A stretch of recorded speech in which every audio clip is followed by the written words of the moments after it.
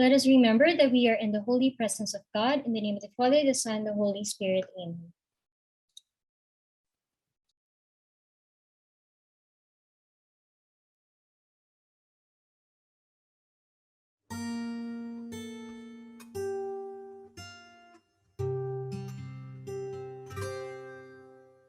Let me be the change I want to see.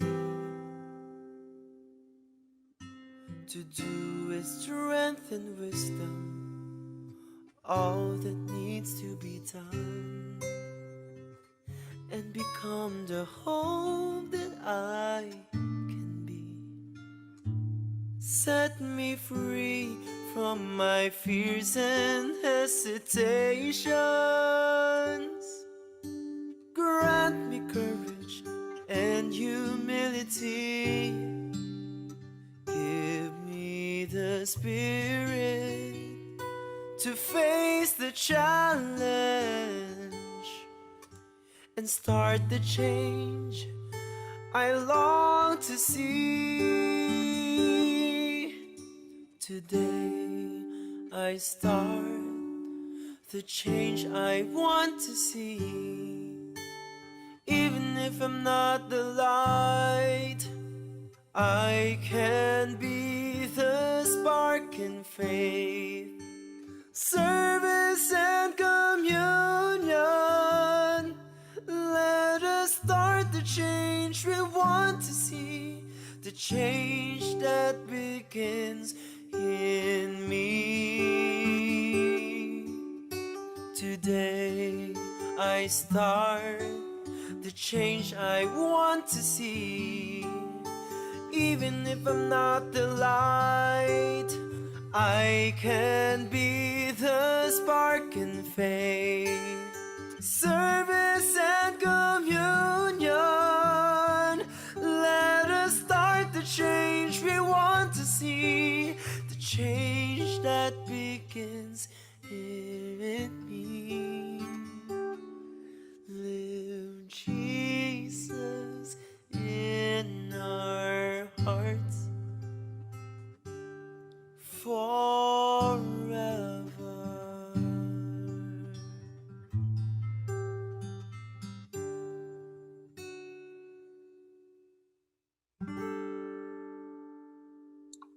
Our Lasallian prayer.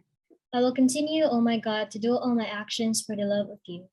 Saint John Baptist de La Salle, Pray for us. Saint Benilde de Manson, Pray for us. live Jesus in our hearts forever. Good afternoon, everyone. I am Jennifer from the Benilde Student Envoys, and I will be your host for today's webinar. Once again, I'd like to thank you for joining us this afternoon. I would like to give a special shout out to Best Buddies Philippines, Divine World College of Calapan, Cebu Normal University, St. Teresa College, Quezon City, National Teachers College, University of the Philippines, Diliman, Department of Education, De La Salle Green Hills, De La Salle University Manila, De La Salle College of St. Benilde Manila, and Antipolo, and of course to all educators, parents, and students here with us today. To start, I would like to introduce and welcome Ms. Erin Amante, Manager for External Affairs of the Benilde Student Envoys. Let us all welcome her with a virtual applause, Erin. A lovely afternoon, everyone. It is my pleasure to welcome you all to Post-Pandemic Inclusion, a teaching and learning forum. This event could not have been pulled off without the hard work and dedication of the team that includes the Benilde Center for Inclusive Education and the Benilde Student Envoys. Our institution has long been familiar with inclusion, and it is with great honor that we continuously take actions in animating the advocacy we share. And one of those actions count today's talk. We dream of this inclusive space to last for it to belong to a larger group growing beyond the Benilde community. When we fully embrace the compassion and sincerity given to us, we look beyond typical ways of becoming valued members of the community. Through being mentors and teachers, we could empower inclusion through shaping minds for the better. We hope through the talk of our speakers, you will be inspired to influence and empower students and mentees in creating a safer environment. Without further ado, thank you once again for being here. Let's all have a great afternoon. Thank you, Ms. Erin, for that warm welcoming message. To introduce our guest speaker, let me call on Ms. Nicole Ecolner of the Benilde Student Envoys. Thank you, Jennifer. Our first speaker is Mr. John Yolek Homisilio. Sir Yolek is an experienced animation faculty with a demonstrated history of working in the higher education industry. Skilled in computer animation, motion graphics, and virtual reality animation. A strong arts and design professional with a Master of Art focused in fine arts and design from Philippine Women's University, Manila. Let us all welcome Sir Yolek.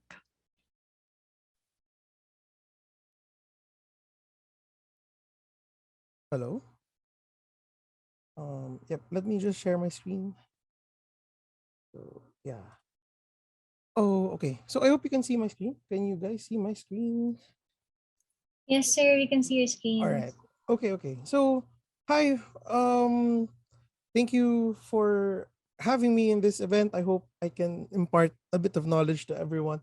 What I'll be sharing today is more of what the AB animation did to adapt to the online scenario or to the online learning. That's why I named it Learning the Abani Way. Again, I'm Yo. I'm a full-time faculty for the AB animation program. I am a motion graphics artist and I am also a virtual reality illustrator animator. Uh, so now teaching. So here are the things that we think are important during the online modality. So first is we try to keep teaching as human as possible. Two, we try to make it student-centered. We try the mentoring approach, and of course, we see to it that it's flexible enough for our students. So I'll explain further as we move along. So first, as human as possible. So we all know that during the online modality, it caused a bit of disconnect between people. Like you feel alone, parang mag-isa ka, parang wala kang ibang kasama. So what we tried was to, kumbaga, to keep the socialization as much as possible connected from the program. So we utilized social media apps and social media and social apps, and we keep up with the trend. So what the students use outside of school, that's what we use for our program. So for our program, we created a Discord server where the whole program can mingle with each other. And then with that kasi, the students can communicate with their peers, classmates, with their teachers. And also it lessens the learning curve since they use it outside of school, they know how to use it in school. So that's one of the purpose. So here's a preview of our Discord server. So everything is here. It has the announcements, school related questions. Students can even rant if they feel like ranting. It's like a safe space for them to like share what they feel. And during the pandemic, well, the thesis related announcements and stuff, school calendar, all the nitty gritty of the academe. And then we have art talks. So usually we do art talks where teachers and students share their methods, and then people can ask questions about their processes.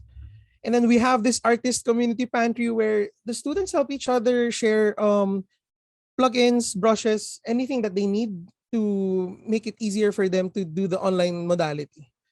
um we This is one of the important things that I think we added in the Discord server. So we have the art share. So the students are free to share their artworks, and then they are also free to comment on their peers' artworks and then give constructive criticisms. So yeah. And then we also created like a simple gesture to make it feel like you're not outside of campus even though it's online. So we created like SDA cafeteria tables where students can come in and then they just chat with each other, they just mingle with each other, they talk to each other and stuff. Wala lang siyang laman kasi we always delete the tables to kumbaga data privacy. Kumbaga naka self-buzzing din yung table sa Discord, so that's the purpose for that. And then, of course, we have our teacher's lounge, where this is completely private for teachers only. And then we help each other with all the stuff that we need for online learning. Kasi hindi lang naman students yung nahirapan. The teachers had also to adapt to the online modality. So we helped each other learn different software, different to record stuff, and to create, materials for our classes. So yeah. Yeah. So now, student centered. So for student centered, we try to build relationships, and for that to happen, we try to empathize with our students, and we try to understand their situation. Um, we always come up with an agreement, so our deadlines are not pressuring.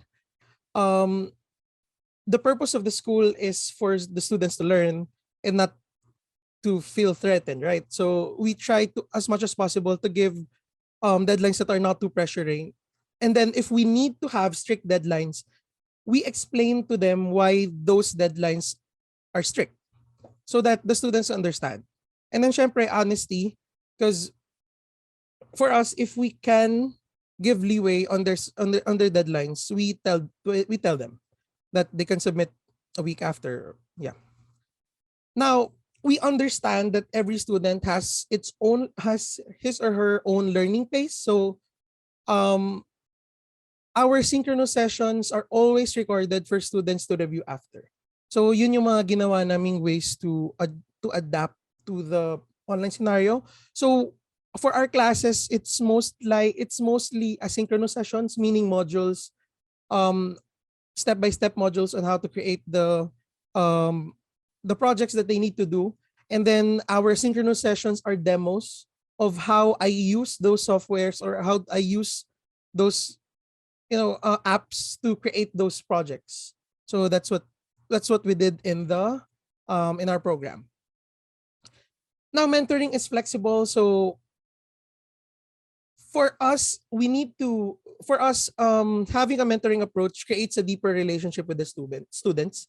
So it creates more empathy, and then the students, they feel more secure and less alone because they have someone that they can talk to. So yun nga yung safe space na idea. So because of this, deadlines are flexible depending on the student's capacity. The students are free to tell us if they can't meet deadlines, and then we talk to each other and explain kumbaga why they can't meet the deadlines. And then because of this, we teach them responsible time management. So yeah. Now, this is the quote that I always instill in me during the online learning, that we are in the same storm but not on the same boat. So pare-parehas tayo ng pinagdaanan, pero hindi tayo pare-parehas ng capacity to handle the the problem. So because of this, parang nung first few months ng pandemic, I felt a lot of animosity from everyone. Like the students were hating on the teachers were hating on the students. And then I was like, I don't understand why they hate each other. Alam naman nila dapat na naghihirap lahat, hindi lahat nakapag-adjust. So with this in mind, I created an artwork that I hope could bridge the empathy between teachers and students, which I can share now. Kita po ba? Can you see the screen? What I'm sharing? As I change you see it, right? Okay, so I'll just continue. So this artwork is done in virtual reality, and it's fully interactive. So they can change the angle. You can look at the background of the teacher and the background of the student at the same time. So parang I wanted to show na everyone was having a hard time to connect with each other. Not just because of the internet, but because the students doesn't have a suitable learning environment. The teachers are adjusting with the scenario, which also makes it hard for them to give the students an academic experience that they should have during the online modality. So yeah. So this is what I was hoping to bridge to to see more empathy from the students and the teachers when they look at this artwork. So yeah, um, yeah. If you want to see more of this artwork, it's still available in to differ digitally. It's in benildcampusart.com. So yeah, you can see it for yourself and you can check out the background for yourself. So these has a lot of like symbols and what's this, yung para makilala niyo yung character, you need to zoom in on stuff to understand kung ano yung pinagdadaanan ng character. So that's what I did for this artwork. So yeah, um before I end my um presentation, I want to leave everyone a simple quote from a movie, from my favorite movie. So this is college, not a pressure cooker. Even a circus lion learns to sit on a chair in fear of the whip, but you call such lion well trained, not well educated. For me, learning should be fun even though it's tiring. It should be doable even though it's tedious, and rewarding even if it takes time. And that's it. So thank you everyone for listening to my short sharing.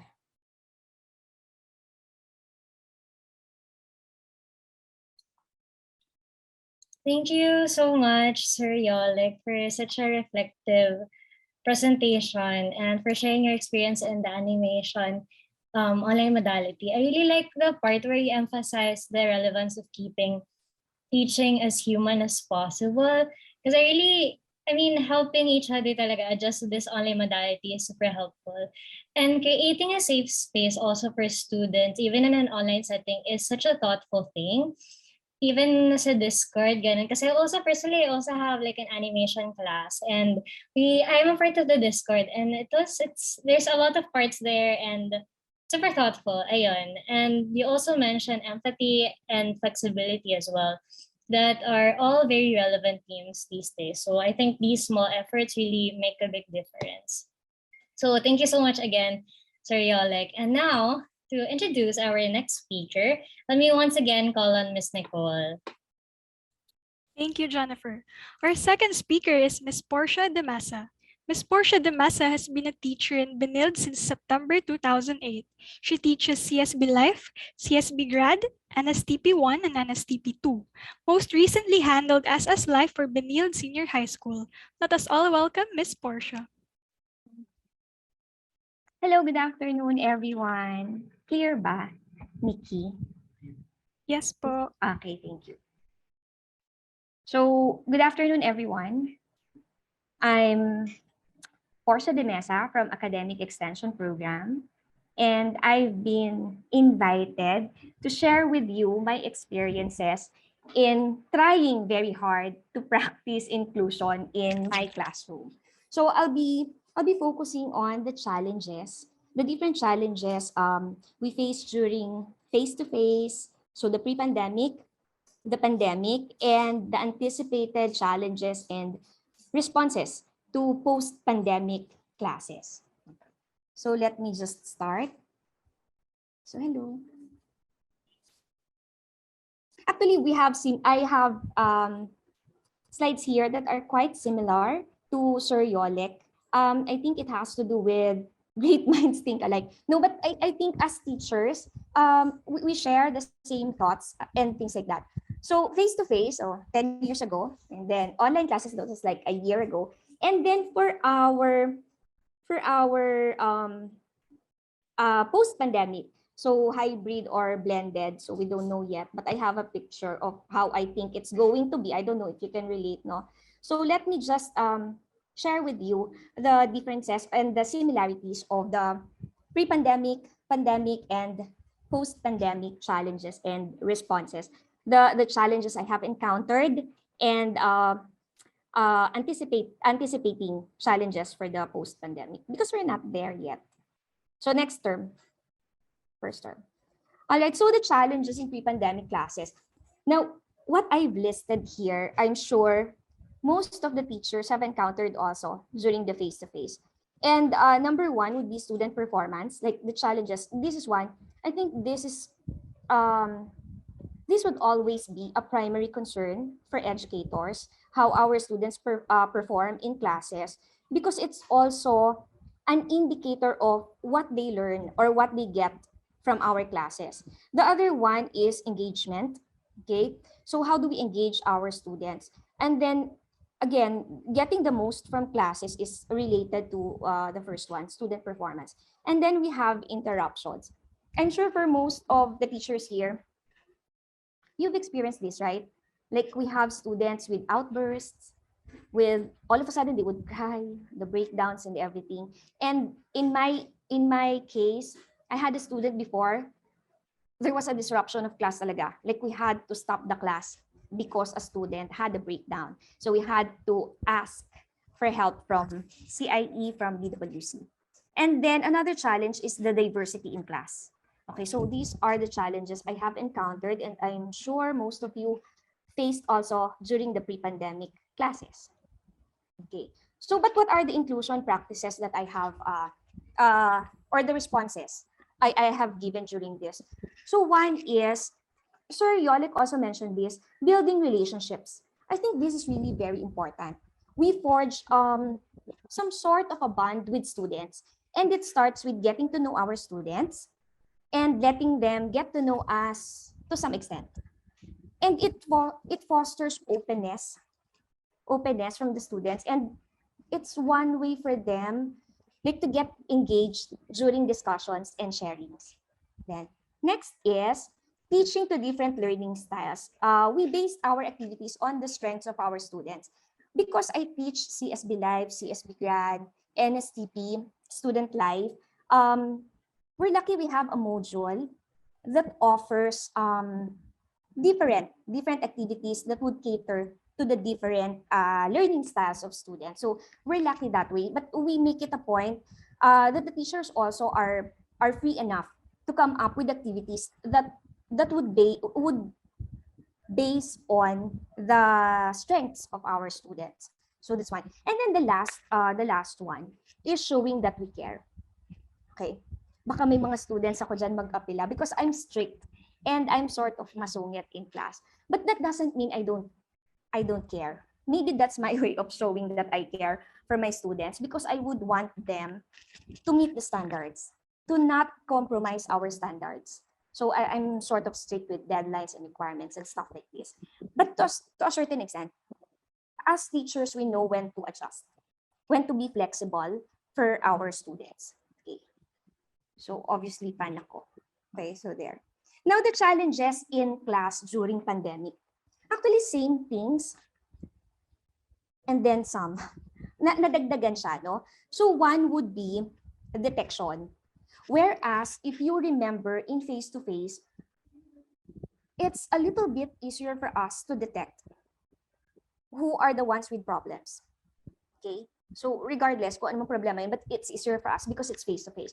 Now, because of online, and it's so difficult, am I the only one who's having difficulty negotiating, encouraging, forcing students to turn on their camera for interaction and stuff like this? So it's more difficult. It's more difficult to detect if they're having problems. Now, student performance, again, primary concern, and then student performance, engagement, and interactions. This one is more difficult during online classes, this pandemic. And a lot of my students, like in group work, they would complain about members, other students who are not engaging or interacting with them.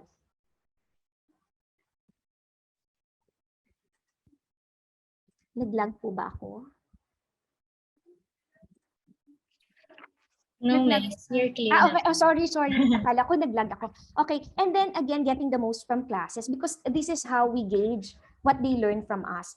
And then we have here openness, whereas in face-to-face, the students would really stay in class to talk to you, and they are really open. In online, not so much. Although I still experience students who, can I stay, miss? I want to talk to you, and things like that. But it's a little bit more difficult. That's one of the reasons why it's very important for us to set consultation. So whether it's for grades or because they want to share something or things like this. Okay, and then we have here distractions. They're easily distracted, especially because you cannot monitor them all the time.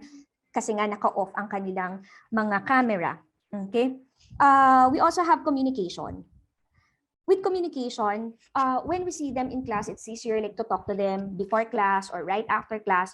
But here, I find it difficult with emails and chats to really go deeper into the issues and the concerns. Okay, and then connectedness. This one is also mentioned by Sir Yolet. And again, no, because we have the same thoughts, I guess. Um, I'll be discussing that in a little while. For inclusion practices, last January, if I'm not mistaken, if I remember correctly, I was invited by CFAD to also share the practices during online classes. And it's still the same. Because I find that it works, so I'm still using it. The organization of materials in an orderly and consistent manner in our big sky, because it's helpful, especially for asynchronous meetings. And then giving students constant and clear reminders about requirements, instructions, deadlines, and policies in all platforms. We email, recorded, posted in Big Sky, because when they get distracted, they will forget. And then setting a timetable or a schedule for the whole term. Of course, this one is flexible, but at least when they look at it, they would see, okay, these are the things I missed. These are the things I need to submit. This is the time for review because exam is near. So those things. And then exerting effort to include and involve students in activities and discussion. Um, this one providing, so it's related to the last one, like we provide interesting and stimulating activities for students so that they would get engaged in activities and discussion. Okay. Now, responses that are the same for pre-pandemic and pandemic classes. Well, the emphasis on inclusion statement, it's in our syllabus, and from the start of the class, we say this to them, the inclusion statement, we reiterate during orientation, and every now and then, like if we see they're having difficulties, they're having problems, we go back to the inclusion statement of our school. Okay, and then same with the pre-pandemic, pandemic referrals. So we do this all the time. And for online classes, the students are requesting for this, for them to be referred to BWC, to CIE. Okay, and then handling accommodation requests. I handle a minimum of 7 yata. For this year, 8 classes. So Sir Gemma and I were talking earlier that like I received the most accommodation requests yata every term. So handling this. So that is how we respond to those challenges. And then of course, consultations. So similar with pre-pandemic and pandemic classes. So like Sir Yolik kanina, I also believe that remote learning doesn't have to be distant. It doesn't have to be disconnected. It doesn't have to be detached. Okay, so let's not create, like just because we're practicing remote learning, let's not create that distant feeling. So we add the human touch to our teaching, to our consultations, to our interactions with the students. So they feel us. Okay, so the human touch. Okay, so now let me just move on to the anticipated challenges in post-pandemic classes. So let's just imagine. Now we are going to conduct both online and face-to-face classes at the same time. So we will be experiencing the best of both worlds. So the challenges of both worlds and the best of both worlds. So let's be ready. Okay. So yan. So the post-pandemic challenges, same thing. And then I added the unforeseen. Because it hasn't happened yet, let's be ready for the unforeseen. Okay, so yan. So I think it's still the same. It's still the same, the engagement, them getting the most from our classes, the openness, the connectedness, the communication, the balance, the diversity. Okay, so there. I guess one thing we can be sure of is that how are we going to divide our attention, especially for hybrid class when we have online and the face-to-face? How do we divide our attention? So yon, I think that's one. Okay. So this is my question. No? Should the way we treat our students change just because our medium of teaching has shifted? Because from the face to online, there were more challenges, but it all boils down to how we treat our students. So, sorry, everyone, these are the thoughts that keep me up at night. So I don't know, but I have these things like before going to sleep, and I think about this of my classes and of my students. So what do our students need from us? How do we engage them? How would they get the most from our classes? And what does inclusion mean for us educators? Okay. So what I keep in my heart is creating a safe space for our students. And it's been said over and over. So how do we do that? Let's keep in mind students will listen if we listen. Every voice inside the classroom is important, and that they will understand if only we tell them why. So these are the things I keep in my heart, and hopefully I get to practice even in post-pandemic classes. Okay, so as we move forward to post-pandemic learning or classes, let's go back to the true meaning of inclusion. What is it for us? So as long as in our heart of hearts, we embrace differences, we practice equality, we remain respectful, the students, I'm sure the students will feel it, will open up to us, will get the most from our classes, regardless of the teaching modality we use. So that is all for my sharing with regard to how I try to be inclusive in my classroom. So a little bit of sharing. It's not wrong to be different. I think equality begins when we open up and embrace all of our differences. So that's from Suga of BTS. So thank you. Thank you so much. That's all. Shout out pala sa mga friends ko. Sir Levi and Levi. Thank you so much, Miss Portia, for sharing your experiences and discussing the different inclusion practices that you observe as a teacher, and for your constant effort to adapt inclusion in your classes, whether it's offline or online. And I really think that building a bond in class and showing care to students definitely makes a difference, and it's very appreciated. So the small considerations really, improve a class and it makes the most out of it. Tapos, yeah, and especially now in an online setting where it takes a little bit more effort to build that connection. So thank you so much again, Miss Portia. And okay, now we're gonna move on now to our next speaker. And so to introduce our next speaker, let me call on again Miss Nicole. Thank you, Jennifer. Our third speaker is Mr. Rogelio Dela Cruz, with backgrounds in counseling psychology, anthropology, and learning and teaching for his graduate studies. Mr. Rogelio Dela Cruz, or Sir Tugel, taught subjects like general psychology, personality theories, human behavior in organization, sociology, and cultural anthropology to undergraduate students in Benilde. He taught gastronomy and culture to graduate students and digital learning in the workplace for professionals. It was his passion for teaching that really pushed him to integrate technology in his instructional delivery. As early as the year 2002, he was already creating websites for his own classes and embedding discussion forums and online quizzes until he bumped into that thing called learning management systems. He is considered as the bridge between the IT world and the academic community in Benilde. His experience in both managing the back end of an enterprise learning management system and related applications and his academic background proved to be one of the important aspects of Benilde's digital learning journey. He is currently Benilde's Director of the Center for Educational Technology. Let us all welcome Sir Tujal.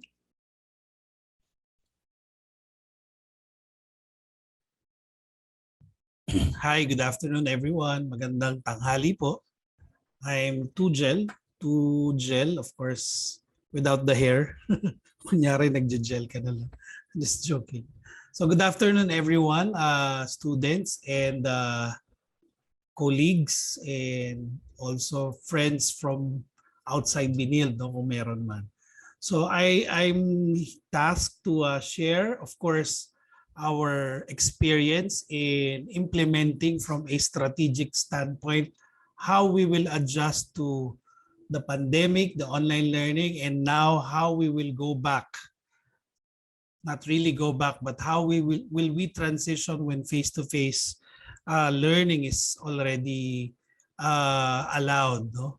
And so my the title of my presentation, of course, with the coffee, what what is the appropriate blend? So we have been talking about blended learning most of the time, meaning we integrate technology and face-to-face delivery. So that's why we call it blended. But of course, if we try to give operational definitions with all the edtech terms that we use for our implementation, baka abutin tayo ng 3 oras. So let me just be clear and simple in the terms that I use. So the basic question, how do we design blended learning when face-to-face mode of delivery is already allowed by IATF and CHED? No?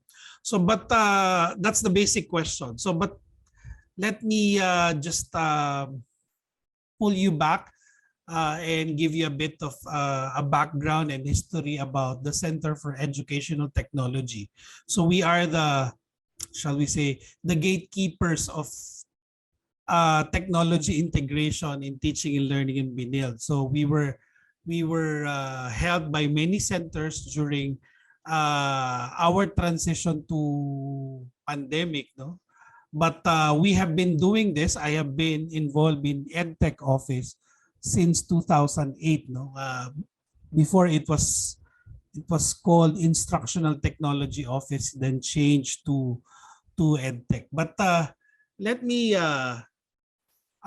try to share to you the values and the framework that guides us as we try to use technology. So let me be clear. No, technology is just a tool. No, here in Benilde, we don't just use technology for technology's sake. It is just a tool.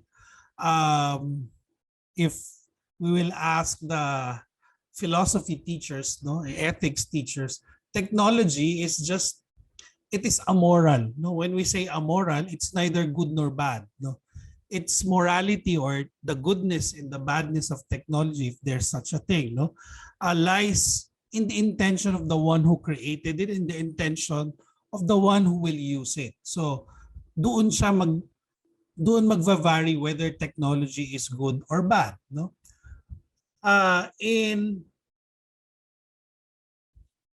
However, one of the realities in technology integration, regardless of the field, no, whether it's in education or transportation or communication or even in social media, technology is a double-edged sword. No, when they say double-edged sword, first thing it does is it magnifies everything. So if you're, let's say, a bad teacher and you use technology, it will magnify your being a bad teacher. That's the reality of it. However, if you're a good teacher and you use technology, it will magnify the goodness in you. That's what technology does. So, yon. So, unahan na lang kung sino yung mga bad at good gumamit ng technology. Hindi natin pwedeng iatang sa mga bad lang yung magta-try out ng technology. Kahit yung mga good people, they need to be open-minded and need to leverage technology. So that's what technology does. So that's why in Benilde, we are very much open to the use of technology. But again, we use technology because we would like to solve existing problems and make life better. That's how simple we use technology in Benilde. So we need to solve problems and make learning and teaching easy and fun and engaging as much as possible. We don't use technology because we would like to be called techie and all that. We use it because we would like to be more humane in our dealings with one another. We would like to be more connected. So yun sinabi ng ating dalawang speaker. Okay, now, but again, as I said, our center, no, CET, Center for Educational Technology, we our task, one of the things that paved the way to creating our center is because the institution acknowledges or realized that there's a gap between the IT world and the academics, no, trainers at that, no. In the olden times, anything technology, para olden times, kala mo Old Testament, ano? But in the earlier stage, nung wala pa talagang official EdTech office ang mga schools, anything technology is relegated to the IT. Paggawa nyo sa IT yan. Of course, hanggang ngayon may IT pa rin tayo. Pero ang tingin ng mga academics nun sa mga IT, no offense to them dahil napaka highly specialized naman talaga ng IT. Tingin nila technician tagagawa ng everything. And vice versa, yung mga IT kapatid natin for the past parang masyadong nababagalan at nahihinaan sa ating academics na para yan lang, hindi nila magawa, elementary nga kayang i-manipulate yung technology. So, there may nag-exist na konting animosity at that time. So, that's why our center was created to bridge this gap. No? Yung tinatawag nating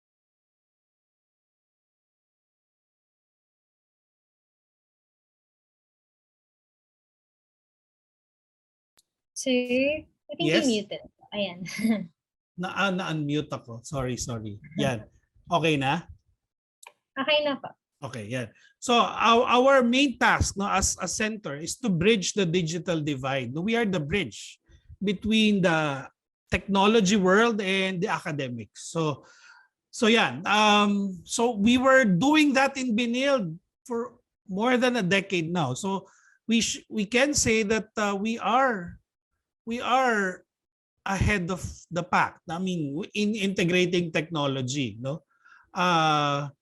What we were not prepared for was the pandemic. When we were trying to integrate technology back then, no, even during Broden's time, kahit na nag-integrate na tayo, most people, including other administrators, still believe that educational technology is just a nice thing to have at that time. No? Yung pag nag-online ka, it's just a good thing.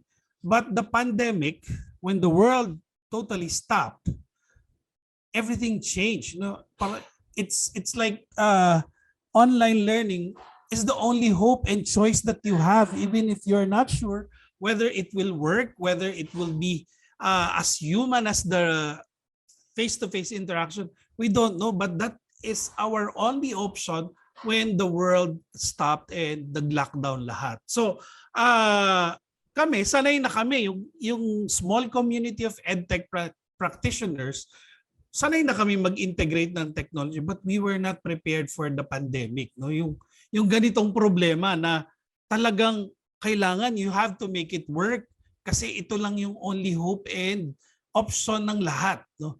And nung na-realize namin, akala namin malaki na yung na gagawa namin for the school na everybody can digitize, na-realize namin na we will be training roughly around 800 to 900 faculty members.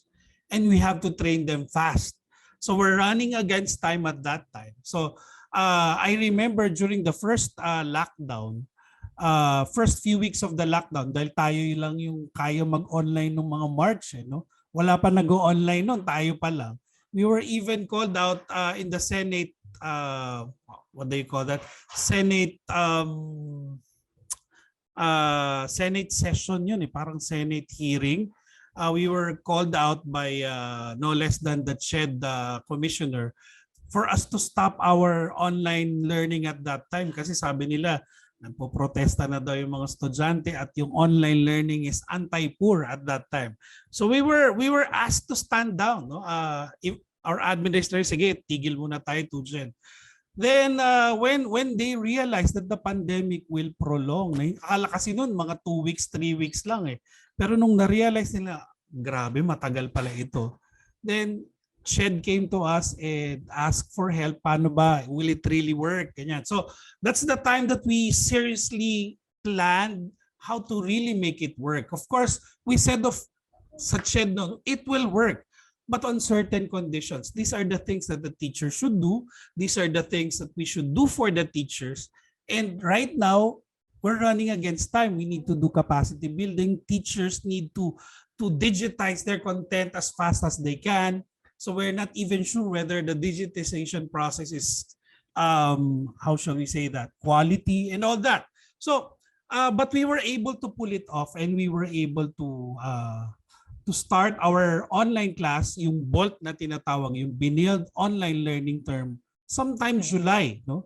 And we were actually asked by CHED, because we were capable of doing that, we were even asked by CHED to help out train almost 500 teachers nationwide, no, dahil meron silang bayanihan program. And our teachers answered the call of duty, no. It was so heroic for some of our teachers.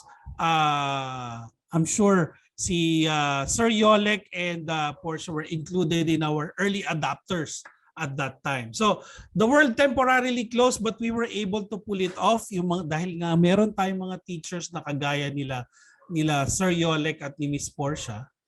So yan, tas habang nag-online class na tayo, unti-unti na nating nare-realize na of course our implementation is not perfect. Then suddenly we realize the need for a more intimate human and social interaction. Yun yung mga hindi natin na factor in nung nag-training tayo. Kailangan, sige, digitize nyo lang to. Pero yun, when everybody to get edgy and stressed out na dahil matagal na yung lockdown, both students and faculty and even associates, yan. Nag-iiba na yung dynamics ng online learning. Suddenly, nagiging kontrabinan siya. No? Parang, pwede ba itigil muna natin ito? But we know it's working. Kaya lang everybody's feeling the pressure and all that. But to make the long story short, yung kwento na yan, then suddenly we're open. Mag-o-open na tayo. No? But of course, yung pag-open natin na yun, matagal yan. No? Almost 2 years bago tayo nagsabing mag-o-open na tayo. Yun nga, syempre, yung mga parents, hindi naman nila masabi na gusto ko na sigurado na papasukin yung mga anak ko. May mga nagsasabi, tigil na online, pasok na yung mga anak para mas sulit ang bayad. Pero meron din mga parents nagsasabi, wait, hindi ako ganun ka-confident na papasukin yung aking anak. So, ang daming mga clamor. No? So, how do we address all those things?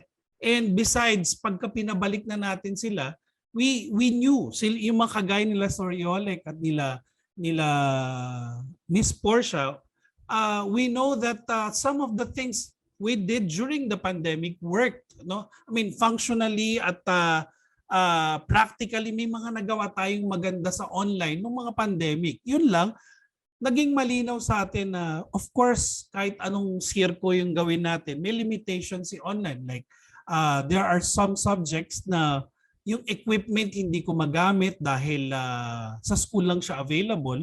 At there are certain subjects like sa culinary na talagang actual performance ang kailangan ng mga chef para makita nila na natuto yung kanilang mga estudyante. So there are those kinds of stuff. No? Now, so ngayon, from a strategic standpoint, ang Benilde meron na pong ginagawa. Kung naririnig nyo na yung mga terms na high flex, let's just put it out there and alisin na natin siya sa equation dahil hindi muna natin gagawin yung pinaka-high flex. Ang ibig po sabihin ng high flex at any point in time, si student pwede siya mag-decide kung gusto niya mag face-to-face or online.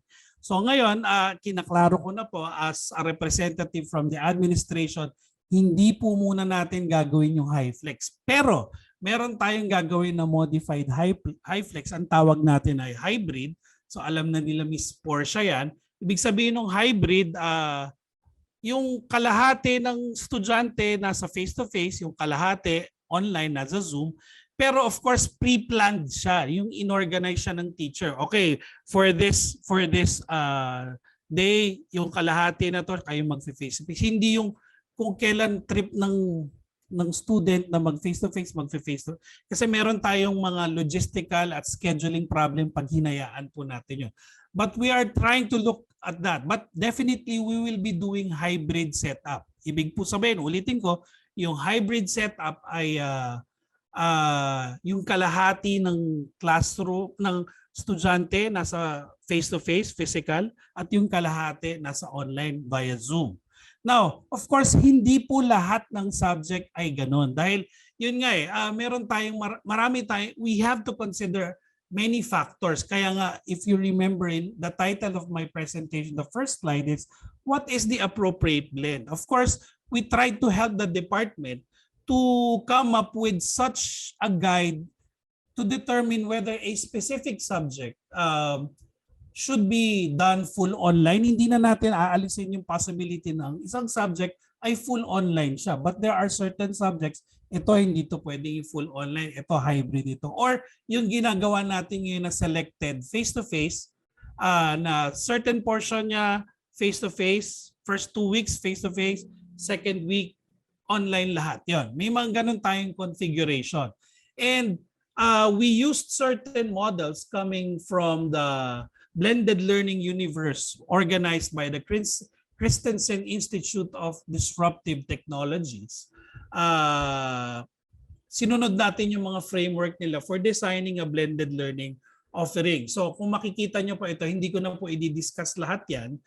Marami pong options kung tawagin. Meron 1 to almost 7 to 8 configurations na pwedeng gawin ang teacher to design his subject para masabi mong blended. But to give you a snapshot kung ano po ang framework ang ginawa natin, meron 2 variable na kailangan nating tingnan. Yung interactivity level ng inyong subject. When we say interactivity level, learner content interaction, learner instructor interaction, learner to learner interaction. So anong level? Pag sinabi natin anong level, these are the questions that needs to be asked in your subject, no? What degree of interaction occurs between learner and instructor? Tapos ito po, titingnan nyo sa baba, how much interaction is considered. Of course, gumawa po kami ng grid. Parang pag low, 30%, moderate, 30 to 60, high, more than 60 to 60% up. So meron po kaming sinusunod na rubric para ma-determine yung interaction sa isang course. Okay? The other variable that needs to be looked at is the learner control. Gaano ka independent yung learner para i-control yung pacing ng kanyang learning, no? So dahil nga sabi ni Yolek kanina, we are espousing learner-centered. So yung learner control, importante po yan sa learner-centered philosophy. So yan din yung titingnan natin sa pag-evaluate natin. And these are the questions that needs to be asked sa learner control. What degree of control do learners have over their learning space, the time and schedule, and the tasks that they need to do? Tas ganun din. How much learner control is considered low, moderate, and high? Ganyan po. Pagkatapos, nakagawa po kami sa academic council na po ito, nakagawa tayo ng ilang grid. May 9 grids. Of course, all of the grids may mga descriptions siya based on learner control and interactivity. So, bawat subject, pwede nyo gamitin itong guide to determine what type of interaction and learner control. Doon madidetermine nyo kung full online pa rin ba siya or blended or hybrid na ang delivery ng subject. So ganyan pong kasusi ang ginamit naming batayan para pag nag-face-to-face tayo, hindi lang dahil face-to-face na tayo kasi kaya na naman natin mag-full online. So gusto ko lang pong i-share sa inyo na yan po yung dinaanan. At ngayon, tinutulungan namin ng mga departments to decide what subjects to deliver full online, deliver selected face-to-face, and deliver on a hybrid mode. At least may 3 configuration po tayo. At of course, i-capacitate natin ang mga teachers dyan. So yan po yung mga baseline guide na ginagamit namin in order to decide whether a subject is blended, full online. Yan. Now, the plans of action from a strategic standpoint, from the department level hanggang sa teacher, would be yun. Blended learning course delivery decision framework model, nagawa na po at ginagamit na siya ng mga department. Tapos, yan, nagkakaroon sila ng curriculum integration at ginagawa na po namin yan in the next few weeks, i-capacitate yung mga teacher. Dahil kung maalala nyo, nung nag-transition tayo sa online, full online, ang mga teacher parang overnight natuto sila maging YouTube vlogger, kailangan may mga lighting sila dyan. So that's a totally new skill set for them. But almost 2 years of being a YouTube vlogger, suddenly magta-transition na naman sa hybrid mode. Ano yung hybrid mode? Sa hybrid mode, medyo another skill set, no? Medyo parati ko ang ginagamit na analogy, dito naman parang magiging Oprah Winfrey ang teacher, no? Or Ellen DeGeneres na meron siyang live audience at meron siyang parang televiewers.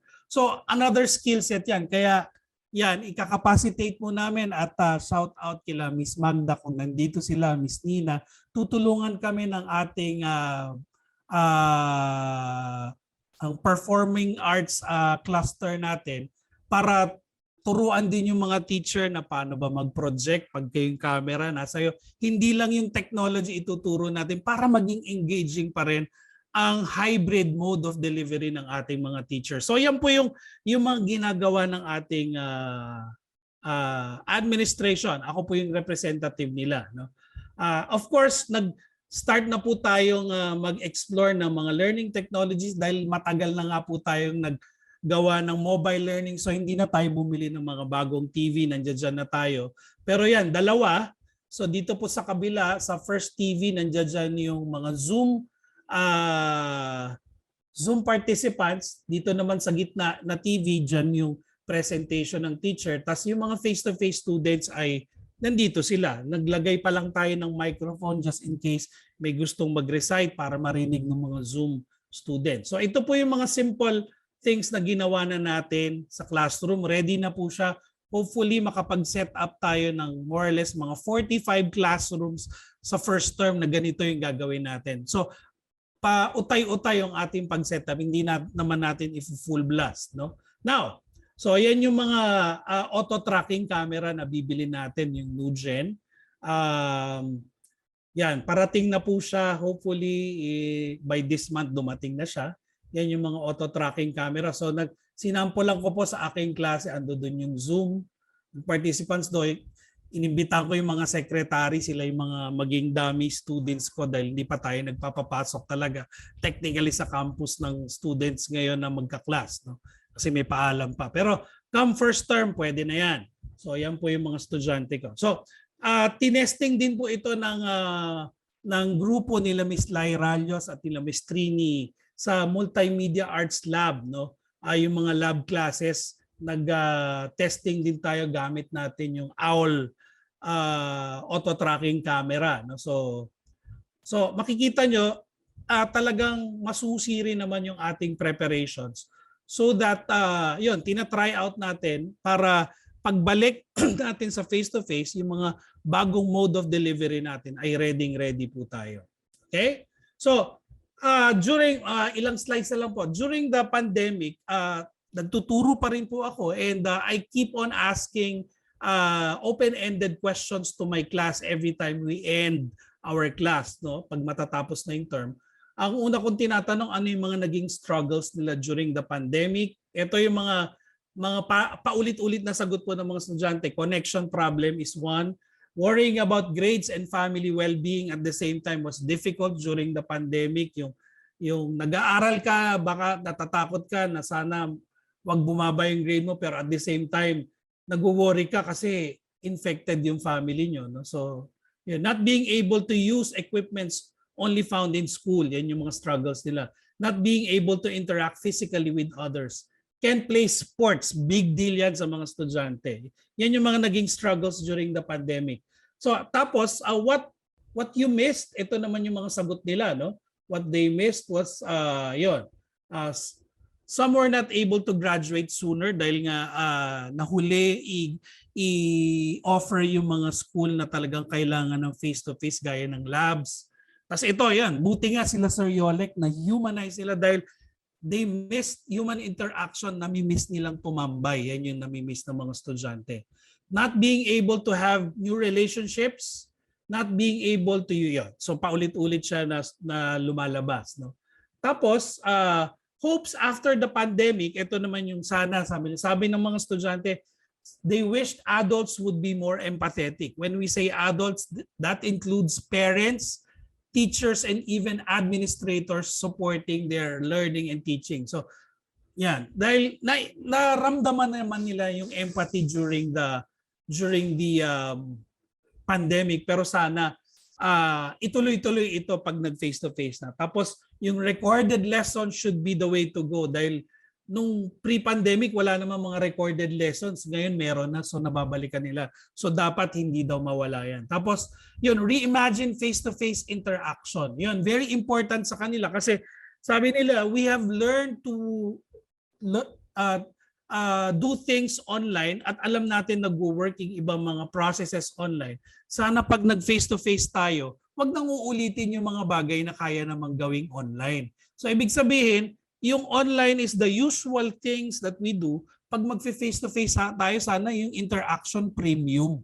So premium interaction siya kung nawala ang intimate social interaction during the pandemic, sana yung mga face-to-face interaction ganun daw.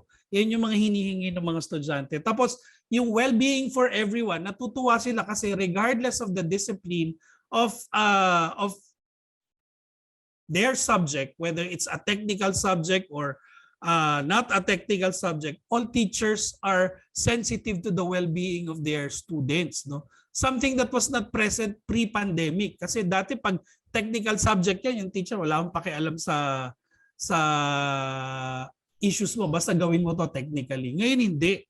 Lahat daw ng teacher naging sensitive sa well-being. Sana meron pa rin yung pagbalik or post-pandemic. So yung mga takeaway, the fact that I don't have to commute, can go back to asynchronous class recordings and lectures, being sensitive to the wellness aspect of everyone, yan, regardless of the discipline of the class, and learning on your own pace. So these are some of the things that we can bring back as we try to transition to the new way of doing things, yung tinatawag nating new normal. And here in Benilde, we bring all these takeaways so that we can create a more engaging and a more meaningful learning environment, not only for our students, but for our teachers and the entire Benilde community as well. So thank you very much, and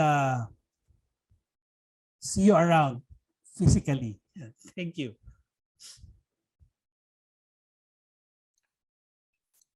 Thank you so much, Sir Kujel. I really liked how you started your presentation with the prompt of finding the appropriate blend, because it does take different blends to make these teaching transitions work, as we all have different needs when it comes to teaching and learning. So it's not so much of a one size fits all, considering all the changes we go through, which is why inclusion is very necessary. And definitely bridging the digital gap is possible with certain considerations and variables that you've discussed as we continuously adapt to our current situation. So thank you so much again, sir. And of course, thank you also to Sir Yolek, Ms. Portia, and Sir Tujel for your discourses on the topic of post-pandemic inclusive teaching and learning. We've certainly learned so much, and with that, our audiences are certainly burning with their questions and are super curious to know your answers to them. Now, let me invite our facilitator, Mr. Jeremiah Adriano, Inclusion Advocacy Unit Head of the Center for Inclusive Education, together with our guest speakers, Sir Yolek, Ms. Portia, and Sir Tuja. Take it away, Sir Jeremiah. Thank you. Thank you, Jennifer. Thank you, Sir Tuj, Sir Yo, and Miss Portia. Thank you very much for sharing. No? Ang ganda ng naging discussion natin, from humanizing yung experiences natin, humanizing yung pagtuturo natin online, tapos yung mga challenges na na-share during the pandemic, and eventually yung setup ni Benilde or yung plans ni Benilde moving forward. So I have a few questions from our audience. Ito yung mga nag-send before the session, no? Pero if yung mga iba na meron pang questions, go lang, mag-chat lang kayo.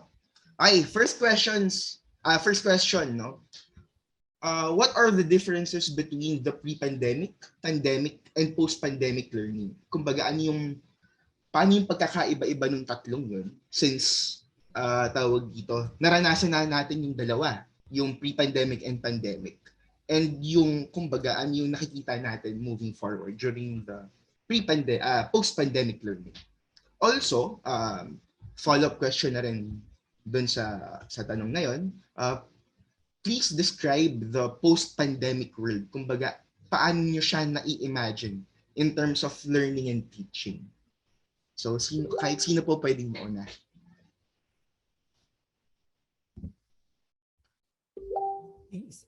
Sige, mauna na yung mga bata. Mas bata-bata.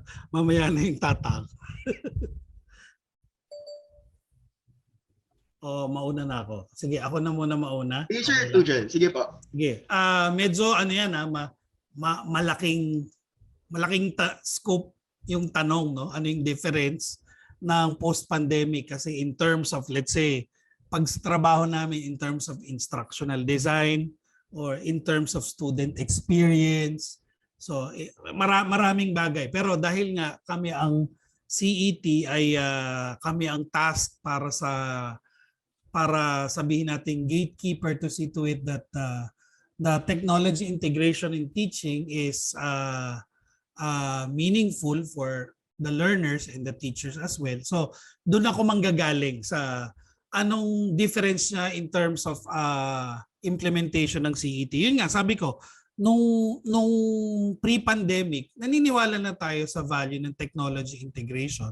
Pero at that time, the use of technology in teaching and learning is only seen as nice to have, no? Parang hindi siya necessity, no? Na parang pag gumamit ka ng technology, uy, okay, techie, no? Ganun lang, no? Parang pinupuri ka.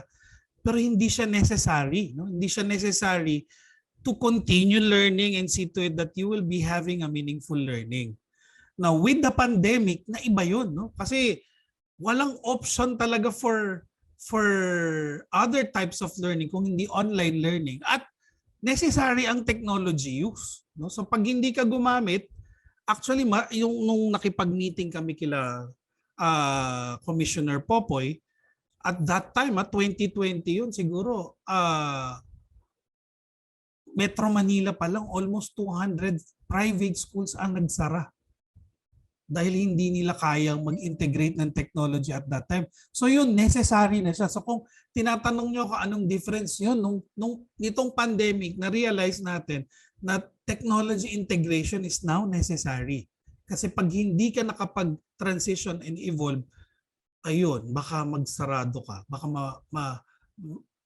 Baka maging irrelevant yung delivery mo. So yun muna. Doon muna ako manggagaling. Baka may other perspective si Portia at si Yolek. Thank you po, Sir Hello? Tujel. Yan. Sige, Sir Yo. Okay. So sa akin sa perspective ko naman more on sa interaction nga. From the pre-pandemic, everything is direct. Eh. You can talk to your peers, you can talk to your classmates, group works, you can ask your teachers. During the online modality, mas nag-lessen yun eh. Hindi mo naiintindihan kung ano talaga yung ibig sabihin ng chinat niya. Kasi hindi mo nakikita yung reaction niya habang chinat-chat niya yun. So, maraming what ifs yung online na galit ba to? Masaya ba to? Ganyan. So, hindi mo nakikita yung facial cues and stuff.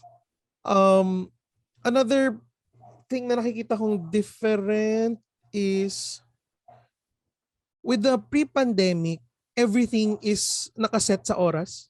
So for example, from 8 a.m. to 5 p.m., yun lang ang interaction niya ng student. During the pandemic, especially the early times of the pandemic, there were no time boundaries. May nakakausap ako 2 a.m., 3 a.m. Kasi everyone was having a hard time sleeping and, parang kasalanang magpahinga during the online modality. Pero ano naman, eventually, as we become more adapted to the modality, mas nagkakaroon na tayo ng oras, nasasabihan na rin namin yung students namin na let's finish this tomorrow, gano'n. So parang nagkakaroon na ng boundaries. Pero ayun, feeling ko kahit na limited tayo ng screens natin, wala ng konti yung boundaries in terms of oras during the online modality. Ngayong post-pandemic, hindi pa siya nangyayari, pero feeling ko it will be a mix of both. Kasi the students and the teachers have tried the online modality, so they know that they can talk to the teachers even outside of school. So yun, so another animal to tame, I guess, kasi bagong modality siya eh. Hindi naman tayo lahat sanay maging artista na habang may live studio audience may kausap tayong mga nasa TV, di ba? So there are times, feeling ko there are times na I'll be super conscious with the ones in Zoom na baka makalimutan ko sila because I'm talking to someone in front of me. So I guess that's one thing na kailangan i-consider for the Yeah. post-pandemic. Yeah. So, Thank you, Sir sure. Yo. Sige po, Miss Portia. Idagdag ko lang, I'm also thinking of the interaction because it's so much easier. Like the challenges I discussed earlier, it's so much easier for us to interact with students during face-to-face kasi ngayon talaga ang hirap. We are improving in a sense, but still, in terms of preps, I guess with learning, mas mahirap kasi, am I the only one? Mas mahirap nung online, like everything should be prepared ahead of time. Whereas nung face-to-face sometimes, because we've been teaching it for the longest time, we can wing it. Sometimes, di ba, we go to class, kayang-kaya ko na yan kahit nakapikit. But then during the online, hindi. So ngayon, I'm thinking moving forward, moving towards the post-pandemic learning, I can just imagine, no? Baka may pagtingin tayo na, okay, if I can wing it before, maybe I can do it again. But with the cameras and parang PBB, no? Sinusundan ka ng camera. Ngayon pa lang, sir, nako-conscious na ako. So, conscious ka na sa tinuturo mo, conscious ka pa sa itsura mo, how you move, conscious ka pa sa dalawang klase mo, like the one in Zoom, the one face-to-face. So, ang dami mong iniintindi. So, in terms of learning, I'm thinking, would it affect how they get something, how they learn from classes? Because hindi pa natin na-experience. So, yun yung takbo ng isip ko na, here we go again, like the worries we had for the pandemic, and then the worries we're going to have post-pandemic. Thank you, Miss Portia. Sir Tujel, do you want to add more? Yun. Pero yun nga, ang difference na hindi difference, no? Pero one thing that online learning parang open to everyone, no? Both the teachers and the students, dati kasi nung sa classroom lang, four walls of the classroom, pag may question o problema, usually may isang sagot, and usually it's the teacher's answer, no? Ganon, no? Di ba? Pero ngayon, dahil you have the worldwide of internet and all that, the teacher can't just say, okay, ganito, tama ako or something. Dahil pwedeng i-google yan anytime. So, kung teacher ka at ang style mo ay ikaw lang ang sole source of knowledge, patay ka na ngayon, no? Dahil hindi yon. Kaya ang teaching mag-iiba. Tuturuan mo ang estudyante mo to be able to discern what's meaningful, what's garbage, because sobra, yun lang. Yun yung drawback no? Dahil sa sobrang dami ng information na dati hindi available, ngayon available na overwhelming siya. So kaya ang dapat as a teacher, aside from just giving information to your students, dapat tuturuan mo sila ng maayos na decision making, what's meaningful and what's not. Lahat ng mga nakukuha nilang information, yun yung danger ngayon. No? Dahil kitang-kita nga natin ngayon yan, no? Yung sa social media. So, yan dapat kasama yan sa, siguro, kumbaga, hidden curriculum yan ng, regardless kung ano yung subject mo, dapat tinuturuan ng maging wise decision maker ang estudyante. So, yun yung bago ngayon. Dati, wala kang pakialam as a teacher. Basta, what is ganyan? Sasagutin mo to. Isang sagot lang. Hindi na ganun ngayon. No? So, naiiba yung dynamics ng pagtuturo, pagkatuto ng estudyante. Kasi all bets are off dahil available lahat ng information. Kaya may edge yung mga teacher na mahilig magpa-game, problem-based learning where the students get to make their own decisions for their learning. Yun. Yun po. Siguro pwedeng add ko lang din, sir. Sure, sir. So during the online din, parang dun ko talaga na-realize na mas maraming natututunan ng teacher sa students. Kasi during the online scenario, parang hindi ko alam kung yun yung same na nangyari sa ibang teachers. But for me, some of my students, they also share na, sir, mas maganda kung ito gamitin nyo. Sir, ito, okay ito. Parang they shared they become Yeah. open to share things that can help them learn, which I used for my class as well. So for example, yung sa Discord, I didn't even know before that you have automations in Discord where you can automate like bots and stuff, can filter things. Tinuro ng student yun. And then and then I applied it, and then it's now useful in our class na mas naging safe na yung secure na yung server, ganun. So parang sabi ko, this is a good, that's one of the good things na kumbaga hindi natin nakita dati. Kasi nung face to face, medyo may hiya kang makipag-usap sa teacher, eh, 'di ba? Yeah. So pag i-chat mo lang or through Zoom, tapos let's say Discord na talagang audio lang, walang video yung iba, mas may ano sila, mas yung iba mas nag-share, I guess. Parang ganun, sir. Your follow-up question about that, no?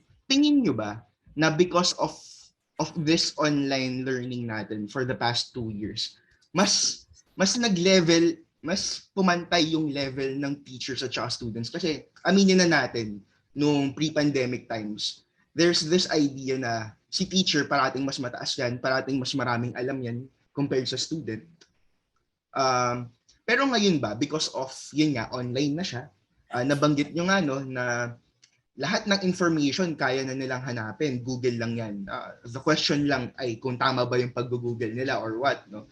And nabanggit nyo rin, Sir Yolek, na marami ka rin natutunan from them. And mas naging tawag dito, hindi naman nawala yung hiya, no? Pero mas nabawasan yung hiya nila sa pag-approach sa inyo. So yun yung tanong ko, sa palagay nyo ba, and based from your experience, mas nag-level ba yung tawag dito, yung status? Sorry for using the terms, no? Pero Yeah. yun, mas nag-level ba?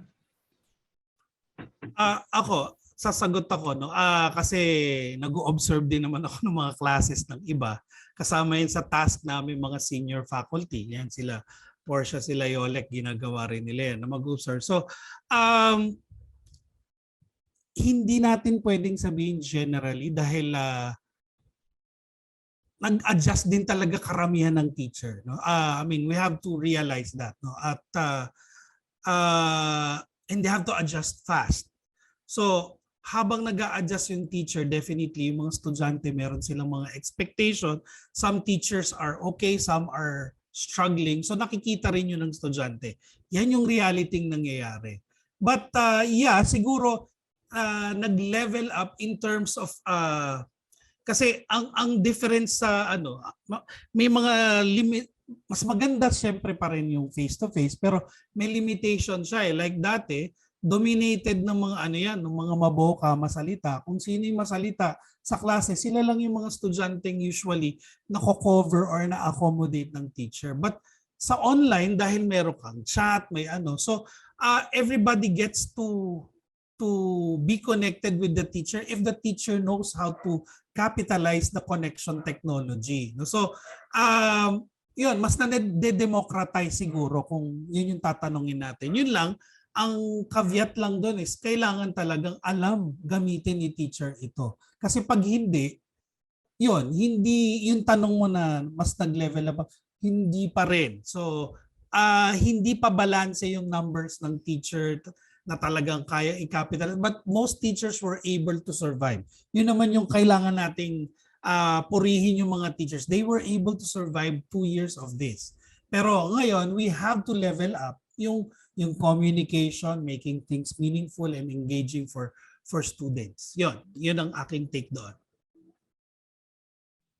Thank you, Sir Tujel.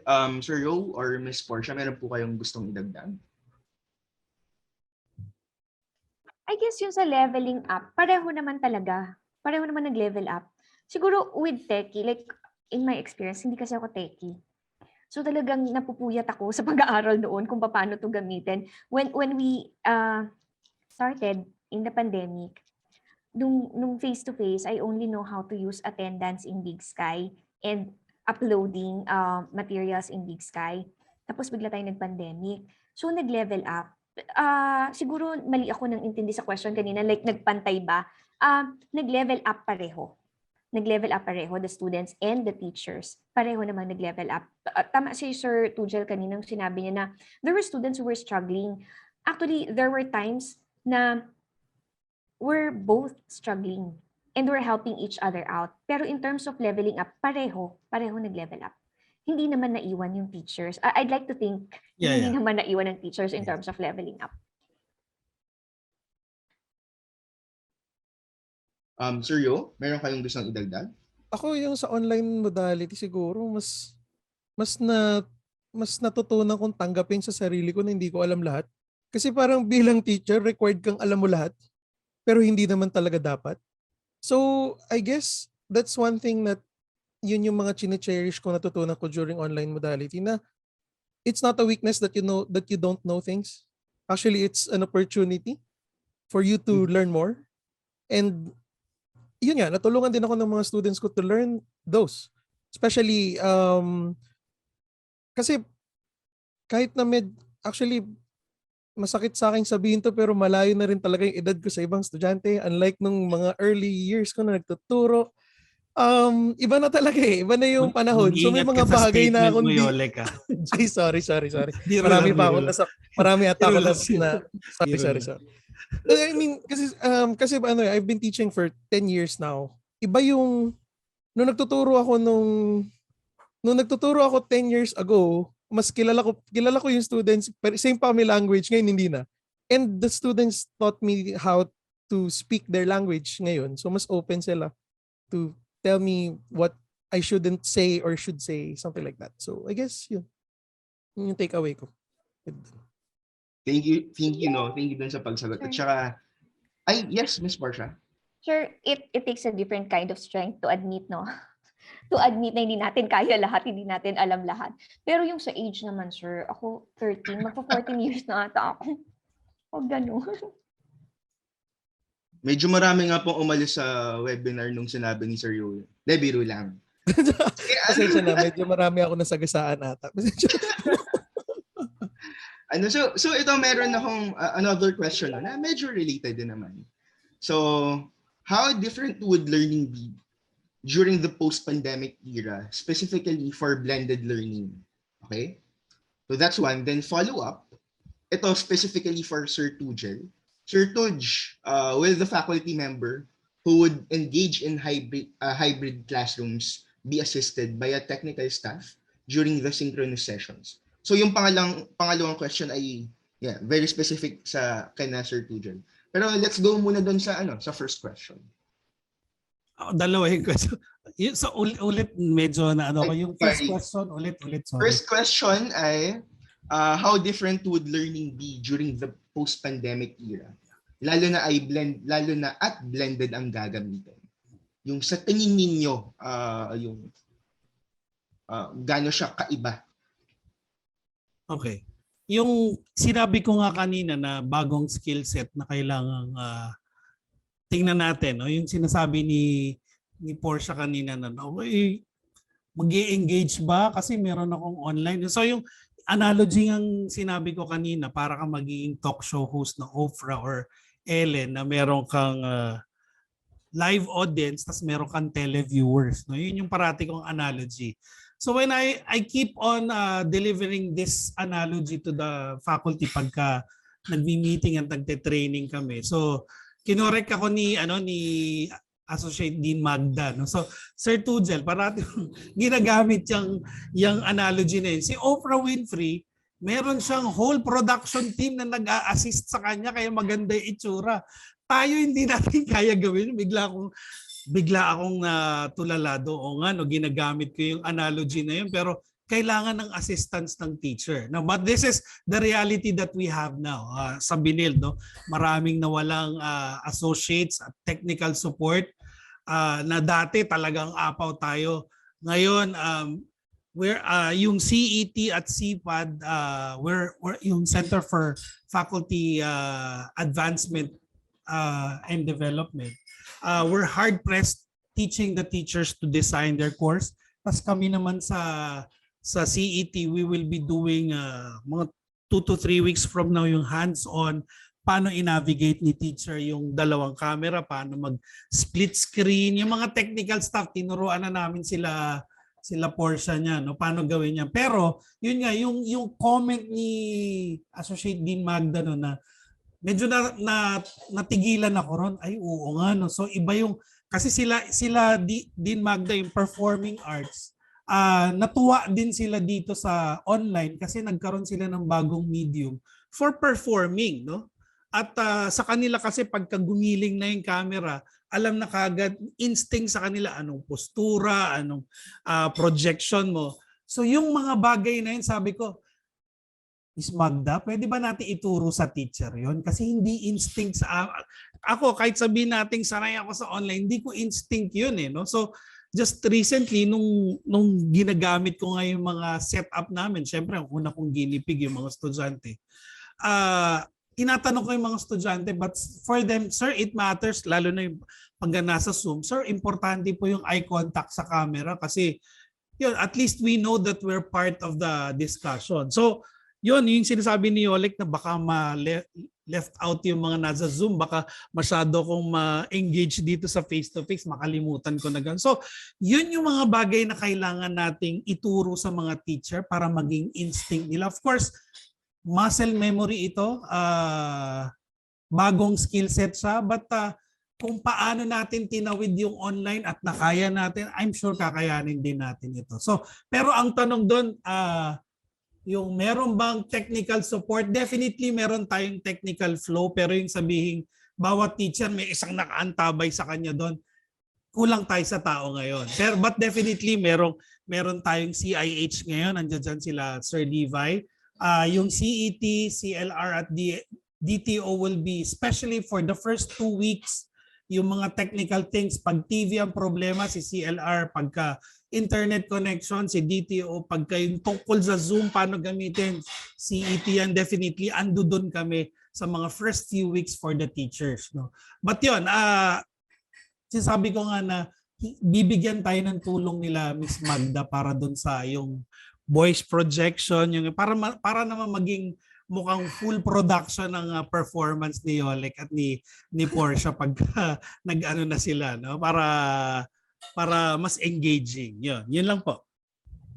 Sure. Idagdag pa natin, no? Na we're very conscious of how we look from the Zoom people, tapos sa room natin face-to-face. And then, at the back of our minds, we have to think about our students who need attention. Ito yung sinasabi ko kanina, ang hirap na nga ng online classes mag-detect ng mga students with problems, with issues. Imagine mo ngayon, face-to-face, tapos online. So, in detecting problems with students, it's going to be a lot more difficult. Yeah. Kasi concern naman talaga natin yun. We are an inclusive school and paano na to, no? Kung nahirapan tayo in online, hati ang attention natin with the roomies and zoomies, that's what we call them, sir? Yeah, roomies and zoomies. Di ba? Tapos meron pa tayong issue ng may problema yung ibang estudyante. So, yeah. So, thank you po sa pag-share. Sige po, Sir Tujan, may sabihin kayo? Hindi. Okay na yun. Ako may add ako siguro po. Sige, Sir Yolek. Sa sinabi ni Sir Tujan. Siguro for multitasking, the teachers will now become super multitaskers. Parang mas multitask palalo yung multitasking. Tapos kung pwede lang ako maging si Dr. Strange, paramihin ko yung sarili ko during class. I think that would be helpful. The teachers will also learn new skill sets kasi hindi na sila educators lang. They will become performers as well. Yes. You'll be performing na eh. Lumalabas, you'll be performing na. It is really different. Teaching in front of Zoom is different from teaching sa class talaga. Kasi, it's, sorry, to tell you frankly, boring talaga makarinig ng teacher sa Zoom na hindi sanay yung mag-Zoom. Di ba? I mean, it's reality. May ganun talaga. Nagkaroon ako ng time na ganun na parang ang boring-boring ko. Pinapanood ko yung lectures, so sabi ko, ba't ang boring-boring ko? So I need to adapt to new methods kung paano ko magtuturo. Tapos ngayon na may sabay na yung zoomies and roomies, another method na naman yun kung paano ko, kailangan ko bang bumuga ng apoy, kumain ng hollow block, ganun, or something. So performing arts, kaya talaga sila. Tutulungan tayo nila di Magda dyan. Tutulong sila. Magbibigay sila ng tip sa atin. Actually, sir, in terms of the art industry naman, I think it helped us as well kasi nagkaroon ng importance na talaga ang arts. Kasi sa ibang akademiko, hindi ganun ka-importante yun, di ba? Ngayon, they understand that it's important. So yeah, that's it. That is our edge actually. Meron tayong School of Design and Arts. Arts. Wala sila. Di ba? Yeah. And thank you po no sa pag-share. And to be honest, medyo nakakatakot naman. Yung totoo, nakakatakot siya kasi ang daming challenges na kakaharapin natin as educators. Pero nakakatuwa rin kasi yun nga nabanggit nyo no na despite all those challenges, perceived challenges, handa naman si Benilde to kumbaga to tackle those no. Lalo na at yun, nagtutulungan yung buong community. Siguro ang next kong question ay papasok na tayo dun sa nababanggit ni Miss Portia kanina pa no, about inclusion, yung realities na mas naging complicated ang inclusive education nung naging online tayo. And naitawid natin for 2 years. Congrats sa atin. Pero ngayon, pupunta naman tayo sa another stage kung saan, yes, makakaharap na natin yung iba, pero hati yung attention natin. Kasi yung iba naman ay nasa screen, yung iba nasa harap natin. So, let me read some questions from our participants.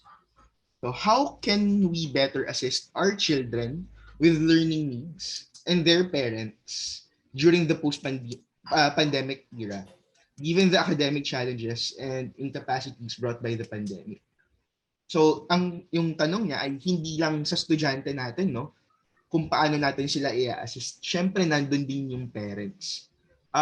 From your end po, anong nakikita niyo pwede natin gawin para ma-assist sila? Orientation, sir. Orientation, we start with that. We let them know, we define. So yung mga ganyang bagay, doon tayo lagi magsisimula eh. And we make them understand. Di ba, I think CIE naman sa part may orientation naman talaga with the parents. So it's it's a good start. And then with students naman, especially because with CSB Life, it's the orientation to college. We start with that. We emphasize inclusion, and hopefully they get to share it with the parents. Also setting expectations from the start. We set expectations. Ano ba ini-expect natin from our students regardless kung ano man, neurotypical, neuroatypical, kahit ano pa. It's the setting of expectations from the very start and the reiterating of expectations all throughout the term, because they tend to forget like a few weeks after, makakalimutan na. But we start with orientation and setting expectations.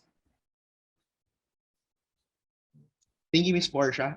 Sir Tujel? Sige, ikaw Ayun, muna yun.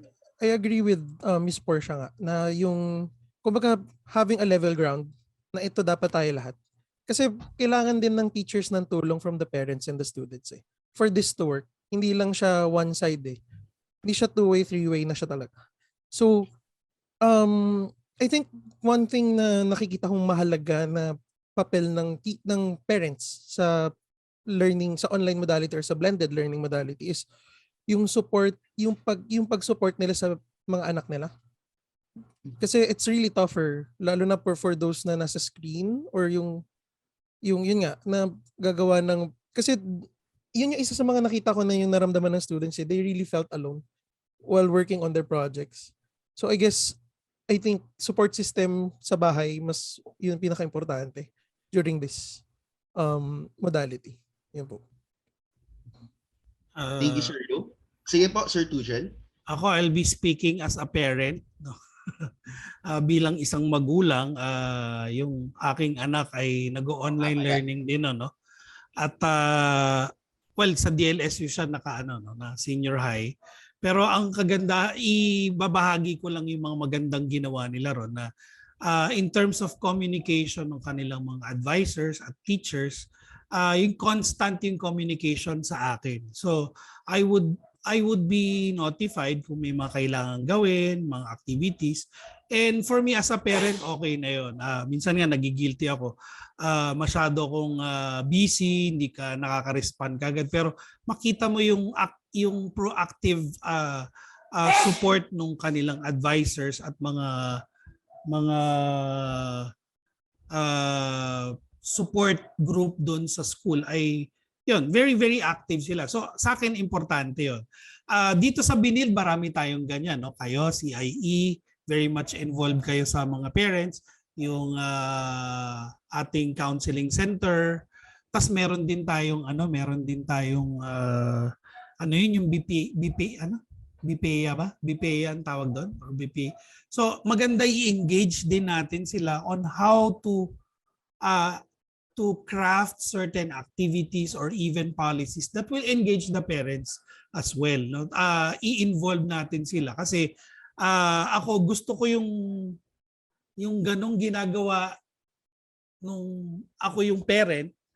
Nakikita ko very much proactive yung support na binibigay. Na-appreciate ko yun. So sa atin, ganun din yung gagawin natin. So hopefully on our end sa CET, we will be talking to the provider that kasi merong isang option naman lahat ng mga LMS para bigyan ng parang portal or parang access yung mga parents. Kaya lang may ano yan, may data privacy details na kailangan natin siyempre i-clear muna sa ating RMO. Pero yun yung mga suggestions ko on how to engage the parents kasi definitely hindi rin alam ng parents yung gagawin nila eh. So pag binigyan natin sila ng venue at structure, I'm sure they will be more happy and appreciative of it. Yeah. Thank you po, Sir Tudj and Miss Portia. Yon, sige. I think since ito yung pinag-uusapan natin, hingi na rin ako ng pabor sa OIC ng Center for Inclusive Education, si Sir Martin Romero. Biglaan to, hindi dapat siya kasama. Pero since na pag-usapan natin, isama natin. Sir Martin, maraming salamat po sa pagpunta. So yun, Sir Martin, same question, paano natin mas ma-assist ang students natin sa Benilde and yung parents na rin in terms of inclusion? Lalo na at papunta na tayo dun sa sa part kung saan blended na.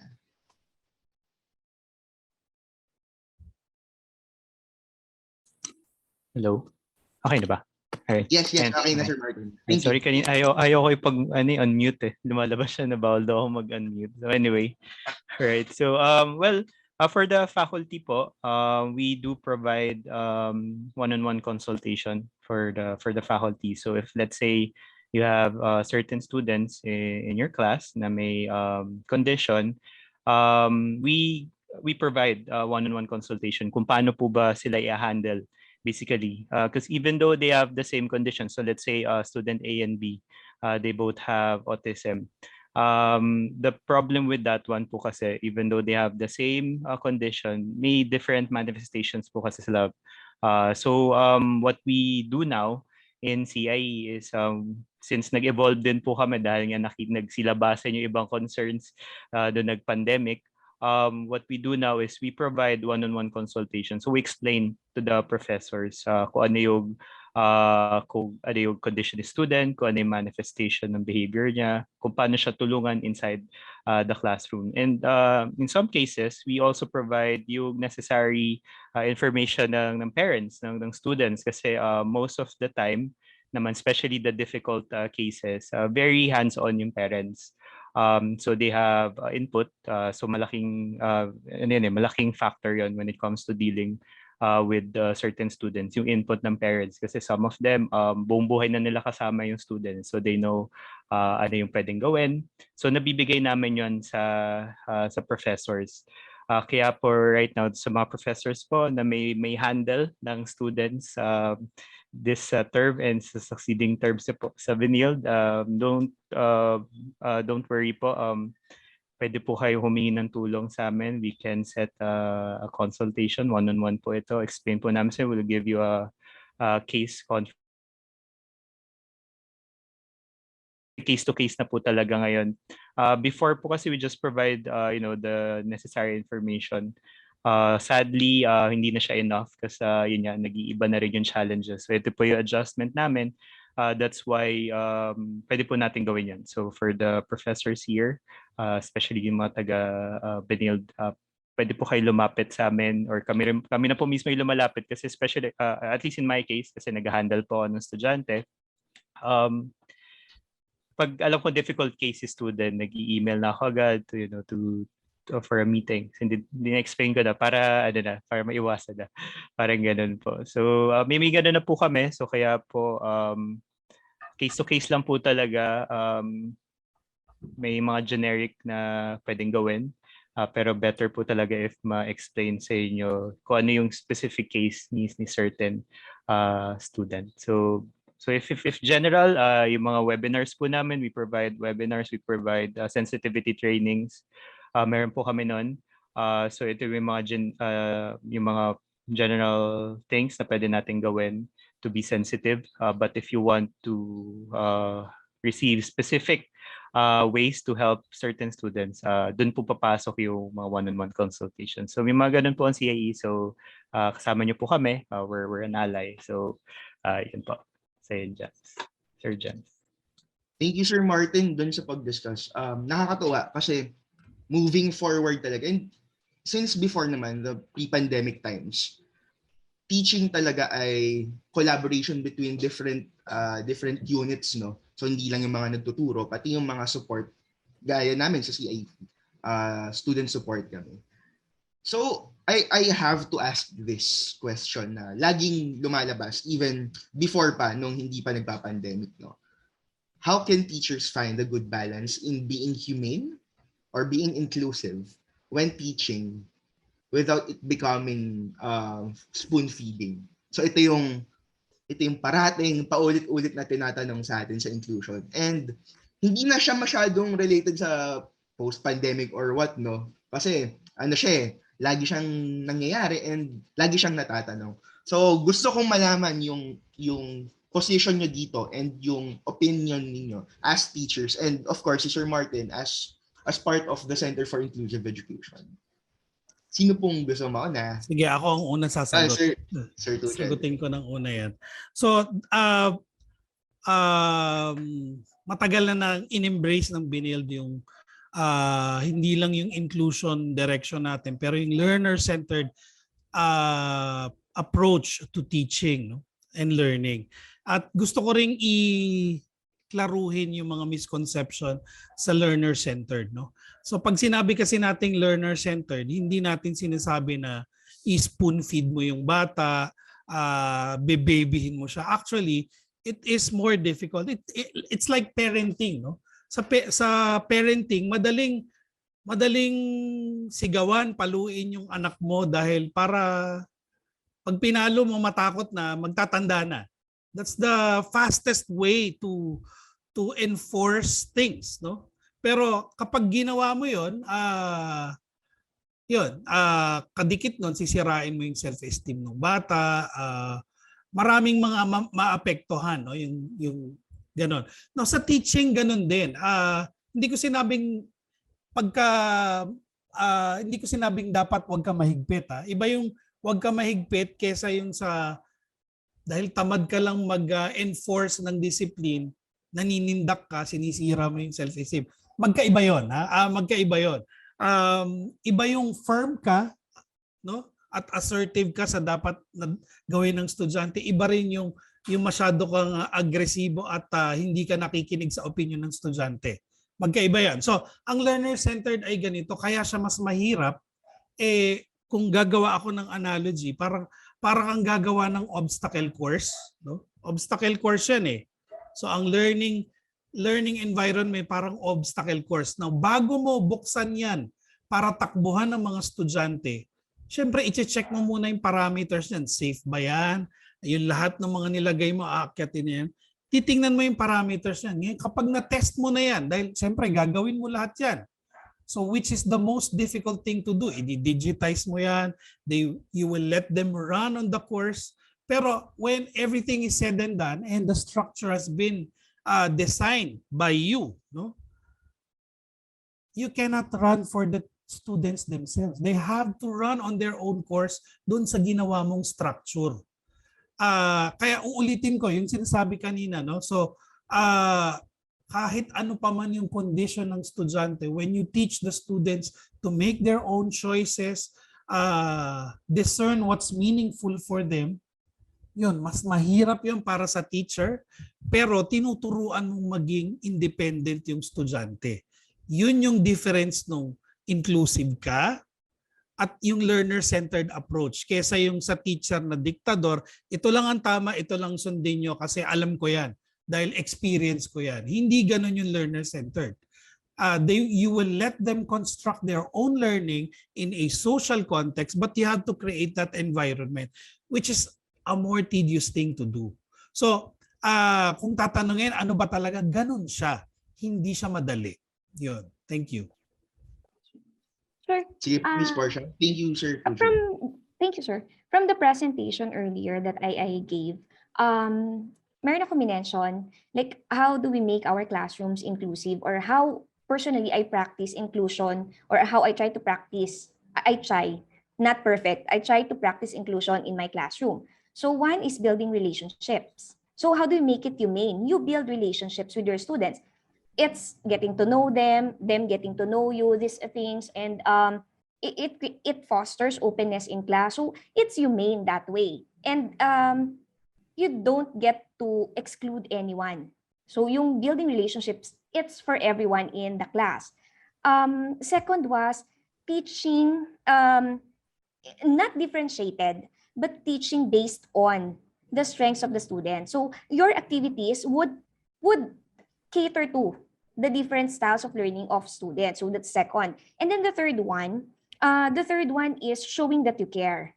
So by showing that you care, as I mentioned earlier, like for example, I'm masungit according to students, I'm strict according to students. It doesn't mean that I don't care. It means I care enough that you get to meet the standards. You get to graduate saying na I'm on equal footing with other students. I met the standards and I met everything, the requirements. So in that sense, humane naman talaga yung approach natin when it comes to inclusive teaching. Now, when we move towards the pandemic classes, nadagdagan lang siya. But then, to make it humane, kasi di ba, computer, gadgets lang kaharap nila, we made the activities accessible. Tapos, pinilit pa rin natin na it caters to their teaching, to their learning styles, kung ano yung kailangan nila. Tapos, we communicate with them. Ganun pa rin naman, sabi nga ni Sir Yolek kanina, na wala na nga minsan boundaries. If they need us, nandun tayo. Okay? Pero that makes us, I think, really inclusive in terms of practicing talaga inclusion in classes and even outside of classes. How else? I had a student before. Can I just share? I had a student before. I think she was having problems. But every meeting, I look for her. So I look for her. So may friend kasi siya in class, so I always look for her. Where's ganyan? Where's ganyan? Every meeting, where's ganyan? And then, during grade consultation, nagstay siya. Sabi ko, oh, bakit, no? Tapos sabi niya, well, because I want to thank you. Sabi ko, ha? For what, no? Parang it's my job to teach you and to, encourage you to learn and stuff like this. Sabi niya, well, because you're the first and only person na naghanap sa akin. So, and she was crying. So, di ba, the small things we do, the relationships we build in class, yun yung magpapahumane sa lahat ng ginagawa natin. And I'll go back to the last words I said, na regardless of the modality of teaching, the modality of learning, if we know in our heart of hearts what inclusion is, that we are accepting of differences, that we are respectful of those differences, they would feel it. They would feel it talaga. The students would know, the students would feel, and mas madali para sa kanila na matuto. And at the end of the day, ano ba gusto natin mangyari? That they learn from us. Thank you po, Miss Portia. Lalo na dun sa sharing. Ang ganda nung na kwento ninyo about your student. Sir Yo, do you want to add something po? Sige po.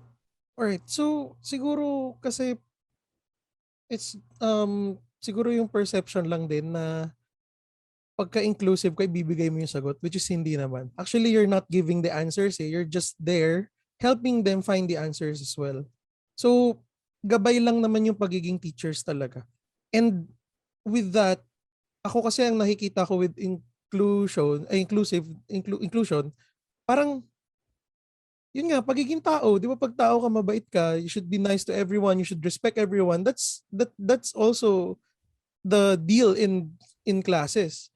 Um, Meron kasing notion din sa iba, hindi lahat ng teachers, pero may notion sa ibang teachers na parang, ay dadaanin lang ako sa may problema yan pero tamad talaga yan. Yung mga ganun na statements. Pero if you think that way agad, you're not being inclusive eh.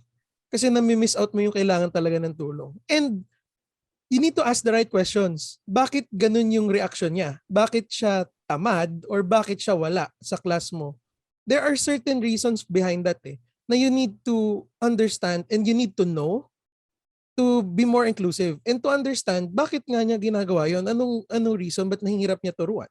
So I guess inclusive is being able to answer the right questions or asking the right questions.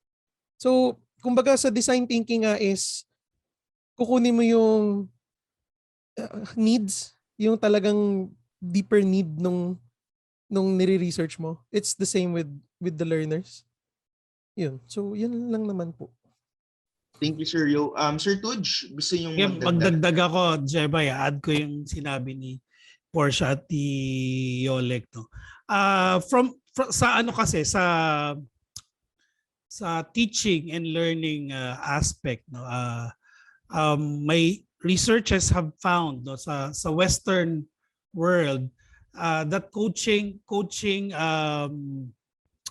works. Sa Western yun, Western culture. Yung coaching, paano yan? Si coaching ganito, okay, may player, laro ka, okay, lika dito, player, lika. Sabihin ko, ito yung plano natin, gawin mo. Bibigay ko instruction, yung evaluation ko, pero gawin mo, tapos balik ka dito. Ganun yung coaching. Sa Asian students, of course, coaching works. Pero based on research, mas kailangan ng scaffolding. Yung sinasabi ni Yolek na hindi mo bibigay yung sagot. Pero gagawa ka ng struktura to lead the students to the direction that you want. Yun yung added layer na sinabi ko medyo mas matrabaho para sa teacher kasi gagawa ka ng scaffold. Hindi siya ganun kadali. Yun. Pero pag nakagawa ka ng scaffold, let's say for example, may student with condition, you have to know yung kanyang prior knowledge at where he will be coming from. Tapos from where he's coming from, ano yung difficulties niya, at ano yung learning outcomes or desired behavior na gusto based sa articulation ng outcomes mo. Ngayon, kasama ba siya sa general population ng estudyante na halos parehas lang? Kung hindi, maggagawa ka ng scaffold. Yun, ibibridge mo yung prior knowledge or situation niya to the desired outcome. Yun yung added layer sa pag-design ng activity, paggawa ng interaction mo sa ano, na medyo sabihin ko talaga, matrabaho siya. Pero pagka, if you get the hang of doing it or meron ka na, nagiging instinct mo na, yun, hindi na siya added work dahil instinct mo na. Pero pag first time mong gagawin, kakain siya ng oras mo, yun yung realidad. Last, siguro okay lang po ba mag-add?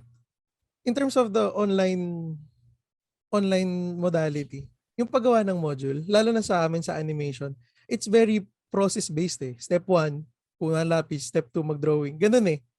So ganun siya ka process-based. So to make it inclusive, for example lang sa class ko, I brought it back to how you learn when you're a kid.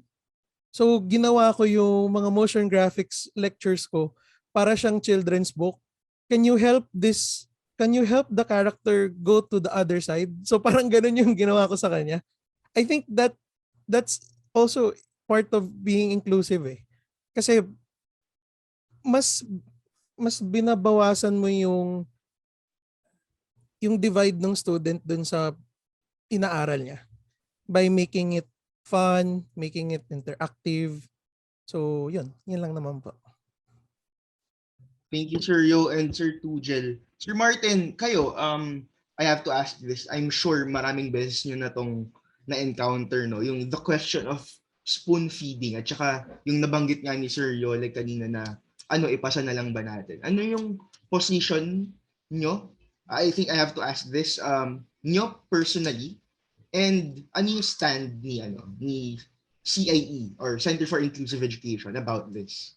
Yes, Center for Inclusive Education. Yes, About this? Ayaw Then, na naman sorry. ako ipag-unmute. Anong meron? Yes, sorry. Bakit ayaw niyo ako ipag-unmute?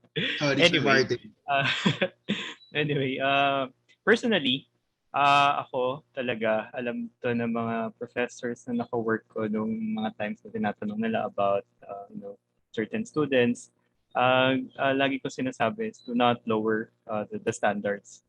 Your standards, okay? Because at the end of the day, pag umalis yan ng Benilde at nalaman, for example, sa kanila Sir Yo, kasi syempre sa animation, sino nagturo sa iyo niyan? Bakit ganyan? So syempre, babalik din yan sa school, sa professor, stuff like that. So kaya po, ako personally, I don't want the professors to lower the standards to our students in CIE.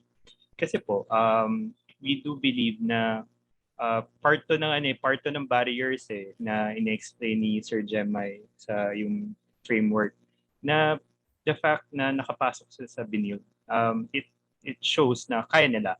So in order for them to, yung next level, doon papasok yung mga reasonable accommodation. Okay? So yung term dyan is reasonable. So yung reasonable kasi hindi siya special treatment. For example, pag-extend ng time. So we had a professor na nagtanong kung ano yung kung bibigyan ng extended time. So sinuggest ng isa sa amin na 20% lang. So let's say a 30-minute exam, magkakaroon lang siya ng additional na 6 minutes. So 36 minutes just to finish a certain exam. So reasonable siya. Hindi siya yung sobrang tagal na ibibigay. So doon kami, yun yung stand namin lagi. Talagang hindi mo i-lower yung standard mo. And you just provide reasonable accommodations. Ako personally, I highly discourage yung pagbigay ng special treatment. Kasi for me rin, medyo stricto pala ako.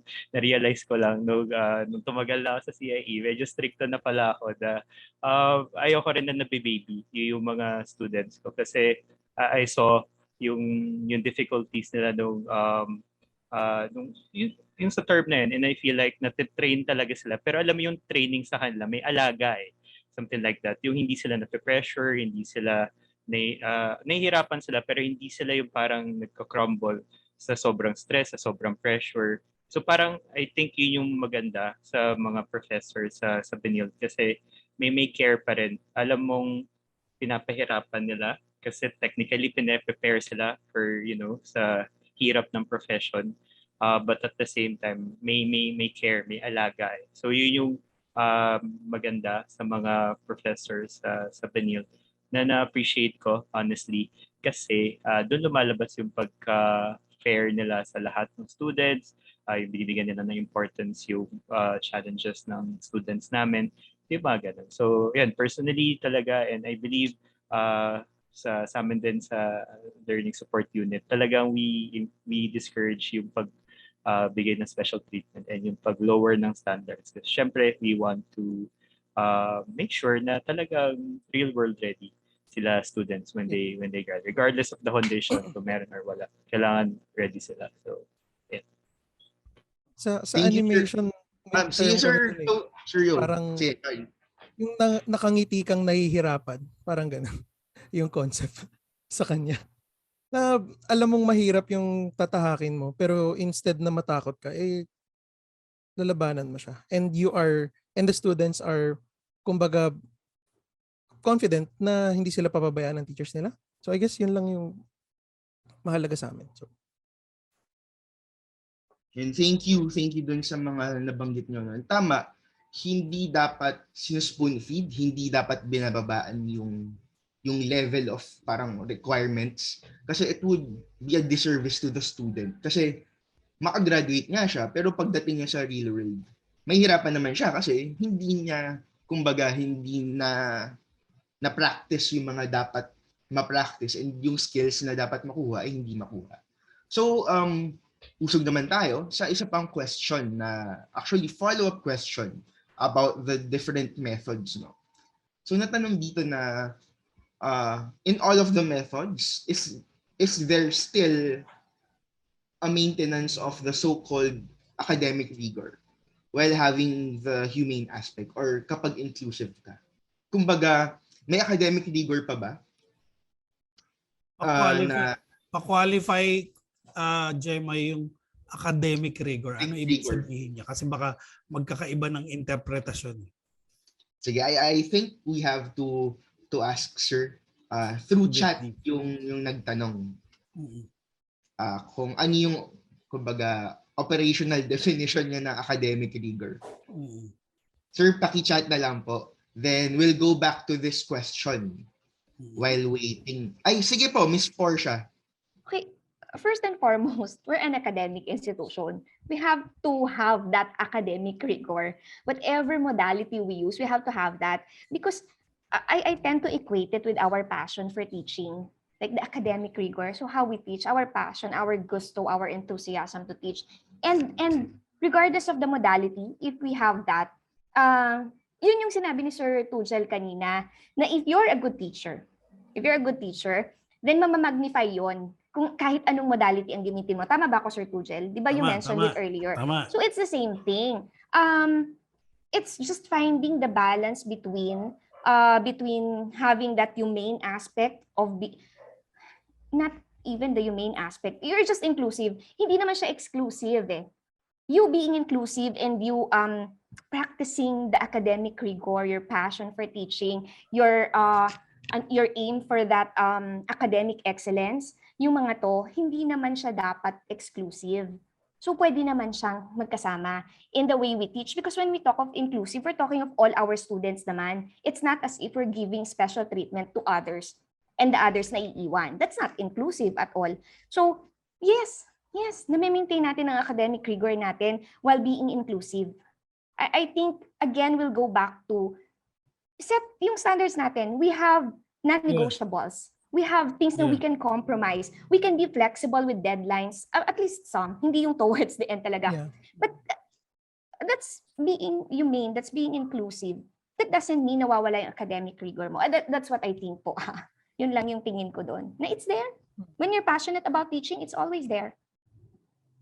Thank you po, Miss Portia. Meron pong gustong dagdag pa. And to clarify, sabi ni Sir na ang academic rigor ay yung academic discipline.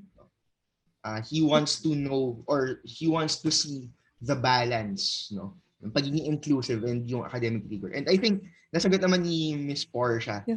Meron po bang gustong dagdag pa? Sa akin kasi i-highlight ko yung parating sinasabi ni Yolek, no? There's such a thing as discipline, but there's such a thing kasi sa learning ngayon kaya nga gini-gamify natin. It should be fun, no? May fun dapat. Pero it doesn't follow na kapag ikaw yung teacher na nag-i-inject ng fun sa klase, wala kang disiplina, no? Yeah. Kasi ganun din ako as a teacher. Gusto ko masaya yung klase, nag-i-enjoy. 27 years na naman ako nagtuturo. Hindi naman ako siguro nasabihan ng estudyante na sir, wala kang disiplina at ang boring-boring mo. No? So, yung pagbalanse ng una, gusto kong sabihin na yung rigor natin, hindi yan manggagaling lang kay teacher. No? Manggagaling yan sa department. Meron kayong mga learning outcomes na articulated yan. Now, ikaw as a teacher, dapat susundin mo yan. Ngayon, tanungin mo yung sarili mo, nasusunod mo ba yung learning outcomes sa mga ginagawa mo and how you carry yourself in delivering your class. Yan, dapat masagot mo yan as a teacher. Kasi yun yung articulation sa syllabus eh. This outcome. So yan, academic rigor yan. Kapag sigurado ka na siguro 80 to plus of your students na achieve yung learning outcome na sinabi mo, academic rigor yan. Now, regardless whether nag-enjoy yung mga estudyante mo para mga estudyante ni Sir Yolek or takot na takot sila sa'yo, basta na-achieve nila yung learning outcome, hindi ko sabihin it doesn't make a difference. Kasi sabi ko nga kanina, okay lang manakot ka, maging disiplina ka, pero wag mong sisirain yung self-esteem ng estudyante. No? Kasi yung naiintindihan ko yung ginagawa nila CIE kasi hindi lahat ng estudyante, pagpasok nila, built na yung self-efficacy on doing certain things. So para ma-achieve ng estudyante yung mga certain skill sets, kailangan yung level of self-efficacy nila established. Kung hindi pa, yun yung i-scaffold mo as a teacher, yun yung i-accommodate mo. Yun, para gawin mo yun, added layer yun sa trabaho ng teacher, mahirap siya. So, rigor pa rin siya sa teacher to do scaffolding and accommodating. No? Kaysa yung manindak ka lang, disiplinado nga yung mga estudyante mo, pero yun, hindi ka nag-add ng layer of scaffolding. So, ibig sabihin, tamad ka as a teacher. Yun yung realidad. Thank you, Sir Tujel. Sige, Sir Yo. I think yung academic rigor nandun pa rin kahit inclusive ka. Kasi, for example, sa amin sa animation, hindi kami nagpapa-submit ng projects na, pwede na yan. It's more on, yan, pwede yan. Ganun eh. Ganun pa rin talaga eh. Kumbaga, meron ka pa rin standards ng quality na ipapasubmit sa students mo. Pero, how you say, yung mga kailangan niya i-revise, yung mga kailangan niya ulitin, how you say it to the student, yun yung inclusive. Kasi pwede mong sabihin pangit yan, ulitin mo. That's not inclusive. Pero kung sasabihin mo yung points kung bakit hindi siya okay, ano yung mas may improve niya dun sa artwork niya, that's inclusive. So it's how you, yun nga, relationships, how you talk to your students, how you deal your students. Kaya nga nilagay ko doon na parang yung quote na nilagay ko na even kumbaga even though it's tedious, it's doable, it's fun, and it's fulfilling after. So yun. Thank you, Sir Yo and Sir Tujel and Miss Portia. Sir Martin, do you want to add something pa?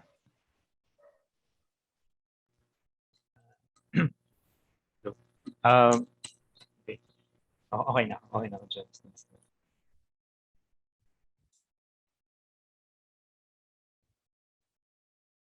Nawala yung audio. Sorry, ako naman yung nakamute, no? Sorry. 2 years na tayo at nakakalimutan ko pa rin mag-mute. So, yun, thank you doon sa mga shinare ninyo. And siguro napunta na tayo doon sa sa pag-handle nga ng student. So, topic of discipline naman. We have this question. Hindi po kaya mahirap mag-discipline on the spot ng student sa hybrid class? During the classroom setup, no? Kasi meron nga daw online, may roomies, may zoomies. So, ano yung tingin ninyo na magiging setup natin in terms of pagdidiscipline sa kanila? And siguro, magandang ma-share din kung paano po kayo mag-discipline before nung face-to-face pa pre-pandemic times and ngayong online tayo. Miss Portia, naka-meet po kayo? Ano ba ibig sabihin natin? By discipline, we mean... Kapag magulo? Call out? Yun. Yung calling out of students? Yes. Ganon? Paano po ba yung naging yung strategy ninyo before? Pwede ko po bang simulan? Sige, Sir Yo. Okay. Ako kasi ever since, for me, yung pag-call out sa student, hindi ko talaga siya ginagawa sa harap nila. For me, dapat heart to heart yun eh. Kasi explain mo sa kanya kung saan siya nagkulang, saan siya nagkaroon ng problema. Tapos at the same time, explain mo din na hindi dahil doon, weak kang student. So, hindi mo masasabi yun in front of everyone eh, di ba? So, heart to heart talaga siya. So, that talagang if I discipline students, kinakausap ko siya na, can we talk? We have something to talk about, ganun. And that's the same with online. You create a private Zoom with that student. You don't do that in front of the other students. Though, gets ko yung sinasabi ng iba na parang it will serve as an example. Hindi, kasi iba-iba yung take ng bawat student. Paano kung para sa kanya, traumatic yun? Kasi takot siyang ma-call out or ma-single out sa harap ng ibang tao. So, for me, if you do it one by one, if you do it mentoring approach, mas magiging inclusive ka sa mga estudyante mo. So, yun yung ko. Add ko lang, kasi yung sa sinabi ni Sir Yo, actually yun yung lagi kong sinasuggest sa mga professors na nakakausap ko with regards to difficult cases under CIE. Sabi ko, lagi ko sinasabi sa kanila na one-on-one consultation talaga yung makakatulong sa kanila to na improve. Kasi most of them, dahil yung iba sa kanila may comorbidities pa. So yung comorbidities po, it means may other condition pa po siya. So pwede siyang may autism at the same time may depression, may ADHD at the same time may anxiety. May mga ganun pong cases sa Benilde. So anyway, ganun po yung lagi kong sinasuggest sa professors po. Then eventually, yun din yung sinasabi ko, regardless kung may condition or wala, I think maganda siyang approach na gawin sa mga students kasi mas may connect with the professor. Mas na-feel nila kakampi nila sa professor rather than someone na kakatakutan nila. So, nakarelate lang ako sa sinabi ni Sir Yon na mas parang ang mentoring ng approach pag ganun. Kasi mas may care pag ganun kaysa yung pagpapagalitan mo, call out mo sa class. Kahit Zoom pa yan, medyo ano pa rin yan. Kahit na baka iba hindi na nakikinig, di ba? Pero alam mo pag mga bata, di ba? Para pag narinig na may pinagalitan, parang, uy, ganyan, di ba? May gumagano sila. So parang yun yung magsasnap sa kanila na maging attentive nila for some reason. So, yun yung, I think, magandang approach talaga. It takes time kasi syempre magsistay ka pa after class or magsiset ka ng another meeting. Pero I guess something na talaga kailangan gawin to accommodate certain students sa Benilde, and at the same time talaga mas ma-relay mo yung message na maayos sa students. So I think in the long run maganda siyang effect. Nakakapagod but syempre eventually nakikita ko yun sa mga posts ng mga professor friends ko sa Facebook na nakakatawa pag binabalikan sila ng mga students nila. So parang alam mo yun, may ganun So I think yun yung maganda doon. Nabibuild kasi yung connection and yung care sa isa. Thank you, Sir Martin. Sige po, Sir Tujel. Ayun, i-share ko lang no baka lang hindi pa nagagamit ng ibang mga teachers ito kasi yung issue ng discipline ay definitely sa online kapag pinag-usapan natin yan, yung how do you set parameters. Siyempre, the first step na kailangan mong gawin para ma-enforce yung disiplina, dapat present ka as a teacher. Yung online presence mo, nararamdaman ng estudyante. Kung sa synchronous session ka lang nagpaparamdam, hindi ka nagko-comment, nagfi-feedback sa mga works nila, hindi nila mararamdaman yung presence mo. So, maganda yung private Zoom, ganyan. Kaya lang, kung halimbawa 3-4 yung subject mo, ilan yung estudyante mo, ang hirap ibigay ng oras na yun. Kung meron ka pang personal life, good luck sa'yo, di ba? Parang wala ka ng oras. Pero yun, fear not kasi hindi naman kailangan gawing lahat ng mga bagay as live and Kasi kaya nga tayo nag-technology. Sa Big Sky may mga tinatawag tayong release conditions. Meron din tayong mga intelligent agents. So halimbawa, para didisiplinahin mo yung estudyante mo, yung intelligent agents work this way. Yung mga gustong magtanong kung paano gamitin ito, click like and subscribe. Meron kami ino-offer na training dito. Pero yung intelligent agents sa release conditions, they work hand in hand. Like let's say for example, 5 days nang hindi nagla-login yung estudyante mo sa class ninyo. So, mano-notify, gagawa ka ng intelligent agent, sasabihin, ikaw, pwede kang mag-record ng video or voice lang. Oy, 5 days ka nang hindi nagla-login, mag-login ka na. Yun, automated siya, pero mas humane naman yun. Parang hindi lang Alexa, pero pwede mong i-record yun. At kayang gawin yun kay Big Sky. Or kung ayaw mo naman na puro negative lang yung pinapanotify mo, let's say for example, nakakuha siya ng mataas, let's say out of 100, nakakuha siya ng 95. So lahat ng mga 95 makakakuha ng video na, uy, ang galing-galing nyo. Yun, kahit sabihin mong recorded yun, basta na-notify sila. It makes a lot of difference for the students na yung mga notifications na to, nararamdamin nila yung human side mo as a teacher. Kasi nga, para gawin mo yung face-to-face Zoom, para sa let's say hindi lang 40 kung 6 yung sabi gaya ng report siya, good luck sa personal life. wala ka ng oras no. Pero pwedeng i-automate yung mga ilang bagay, pero yon kailangan mag-aalat ka pa rin ng interaction sa mga estudyante, lalo na ngayong face to face. Ito, mag-share lang ako no.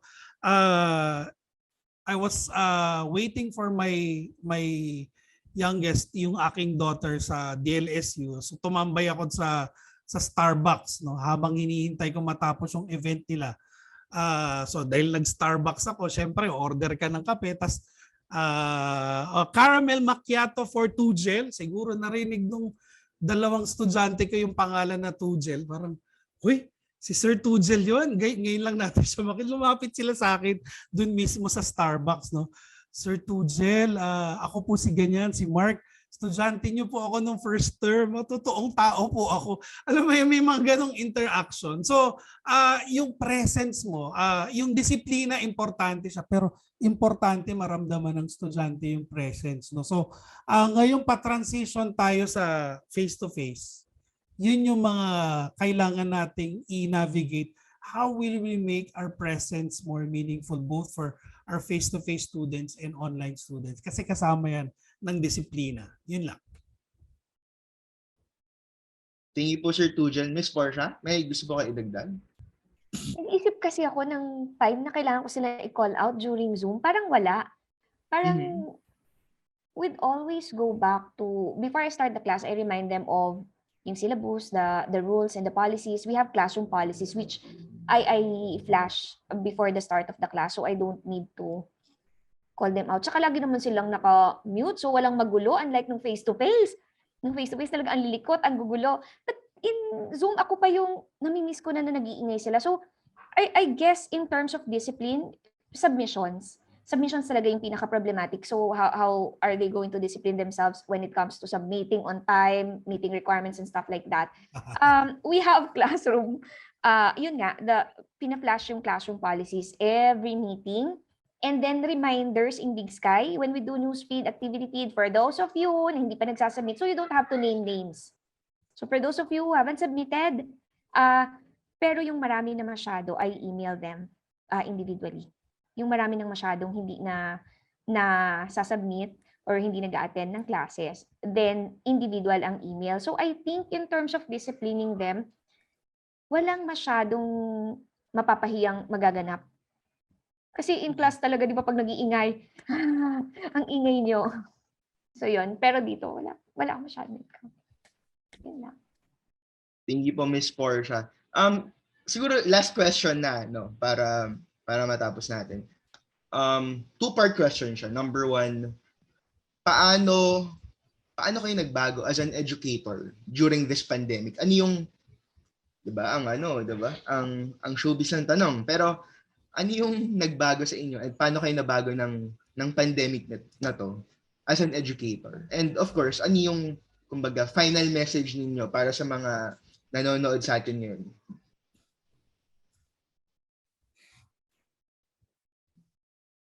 Kahit sino po mauna. Ulit, sorry. So, yung estudyanteng nakita ko sa Starbucks. Dito pa siya. Hi dun sa estudyanteng yun. Number one, paano kayo nabago bilang educators ng pandemic na to?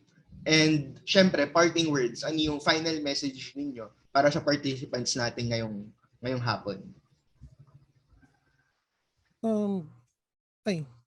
Sige po. Okay lang.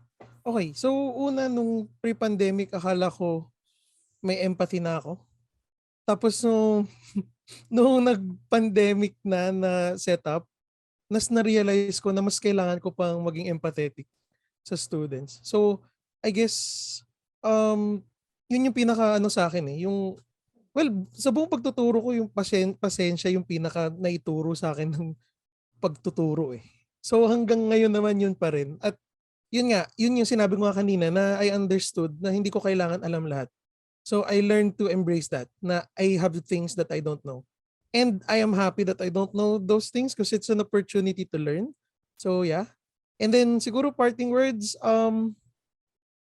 punot dulo ng inclusion, just be kind. Yun lang naman talaga eh. Kumbaga think kindly, say things that are nice, be kind to people, respect people. Yun lang ang punot dulo ng inclusion. Yun lang siya. So yun po. Thank you, Sir Yo. Yung ending. Sige ako na, ending ka, Sir. Miss Portia. Sige pa huli si Sir Tuje. So, Miss Portia, tapos Sir Martin. So, how it changed, the pandemic, how it changed me. Well, before the pandemic, so hindi nga ako techie. Hindi pa rin naman ako techie hanggang ngayon, no? I'm hesitant to change. I'm old and brittle. Hindi na ako makatanggap ng mga changes. And then, nangyari yung pandemic and then you learn things about yourself na akala mo hindi mo kaya. So kung nakaya kong mag-adjust at gumamit ng mga gadgets, I think kaya nating lahat, no? Sobrang baba ng level ko sa techie stuff. So when it happened, yung learning, realizations about myself na hindi, kahit na old and brittle na ako, kaya ko pa. I can adjust, I can adapt to these changes, and I need to adjust. And when the pandemic happened, I was crying kasi parang paano matututo? It's always the things I mentioned earlier, the things that the thoughts that keep me awake at night, they're so true. Paano matututo ang estudyante sa akin? Hindi ako magaling sa techie stuff and andito tayo. So, yon, the realizations na hindi, kaya naman, kaya natin. And parting words, balik ulit tayo. Ano naman we go back to our passion. We think about our own definition of inclusion. And regardless, kahit siguro gaano kahirap, sinasabi ko lang to ngayon, Sir Tugel, pag na-try ko na, siguro kahit gaano kahirap yung modality na gagamitin natin, we just keep in mind those things, our passion, our idea of inclusion. Matututo naman sila regardless of modality na gamitin natin. So balik lang tayo doon lagi. Matututo sila because we're teachers. We're Benilde Lasallian teachers. Yun lang siya. Okay? So thank you po. Thank you, Miss Portia. Sir Martin, kayo po, ano yung mga changes sa inyo at saka yung final message niyo sa mga nanonood? Okay. On my end, feeling ko mas naging creative ako when it comes to connecting with my students. Although I don't teach po kasi sa student services po kami. Parang may mentoring approach pa rin po. So mas naging creative ako doon. So nag-maximize ako ng different platforms, Discord, Zoom, MS Teams. So lahat na ata min-maximize na namin. Big Sky. Nag-aral din kami ng Big Sky, just to make sure na lahat ng available platforms magamit namin. Kasi honestly, yun yung naging isa sa pinakamahirap, nahirapan ako, yung pag-build ng connection.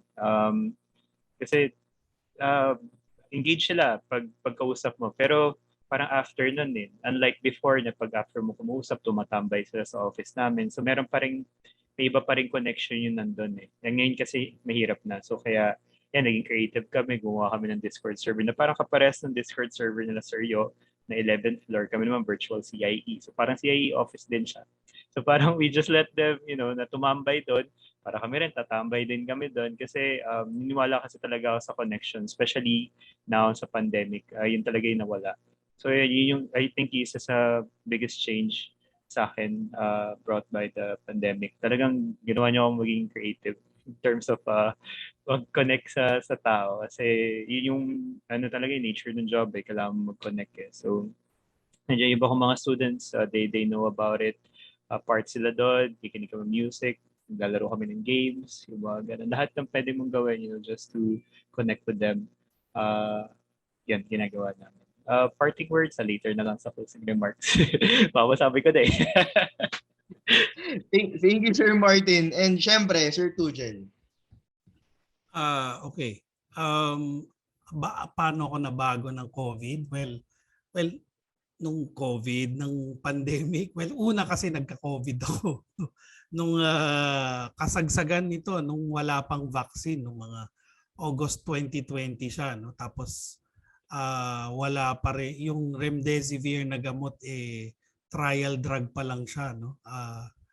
At no-hospital ako for 2 weeks. Hindi siya mild.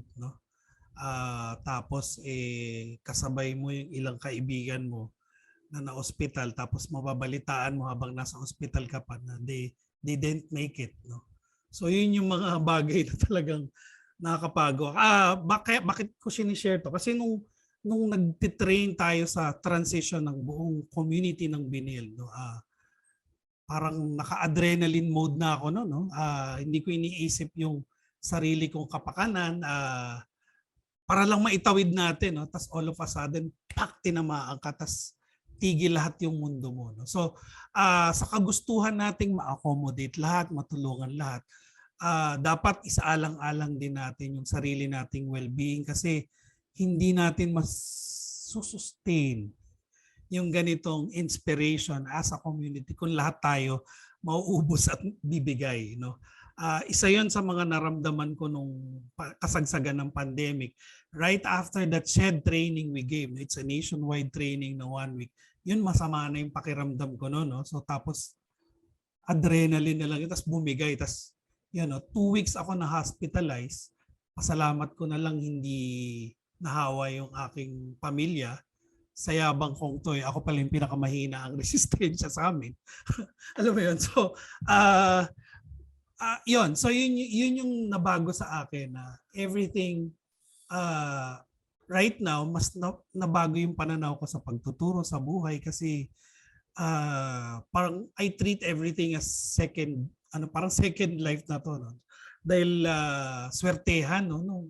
Kung sino yung tatamaan ng matindi nung hindi mo alam, nakakatakot siya. Talagang very scary. So, kaya yon babalikan ko yung sinasabi ni Yolik. Hindi natin kailangan maging sobrang deep kung ano meaning ng inclusion. Matuto ka lang rumispeto ng ibang tao dahil lahat tayo ngayon nahihirapan. So, kailangan ng lahat ng tao ng tulong na maibibigay nila. So, yun, tatanungin natin paano natin masusustain yung ibang tao kung tayo mismo hindi natin masustain yung ating well-being. So dapat importante. Yun yung natutunan ko sa pandemic. Kailangan matuto kang huminto at namnamin yung favorite mong ice cream. Na bawat subo masarap pala kumain ng ice cream. So yun dapat nagagawa natin siya sa buhay. So masarap pala mag-bike, no, Yolek, no. So yan yung mga bagay na dapat may panahon ka rin. Yun lang po. Thank you. Sir Tujel, maraming salamat. Sir Tujel, Miss Portia, Sir Yo, maraming salamat sa mga pag-share ng experiences ninyo at sa pagsagot sa mga tanong. Sir Martin, maraming salamat at nagpa-hostage ka sa amin bigla. Biglaan tong napasama ka sa open forum, pero maraming salamat. And of course, sa mga nagtanong, sa nag-chat at saka sa mga nag-send ng questions, thank you. At sobrang rich ng discussion na to. I'm sure lahat tayo maraming natutunan. So I guess to end this webinar, I'll call Miss Jennifer ulit. Jennifer, take it away. Ayan. Thank you so much, Sir Jemai, Sir Yolek, Miss Portia, and Sir Tuja. Of course, Sir Martin also. And for sa ating audience, grabe, that was such a substantial and fruitful conversation.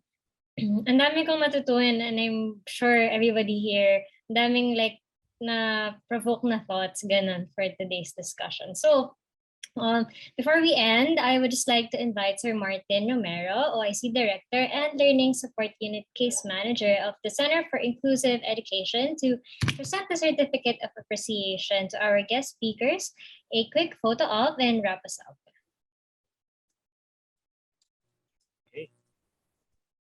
All right, so this certificate is presented to Janio Lecomicilio for sharing his expertise at the post-pandemic inclusion webinar on July 7, 2022. Signed, Erin Sofia Amante, Manager for External Affairs, Benilde Student Envoy.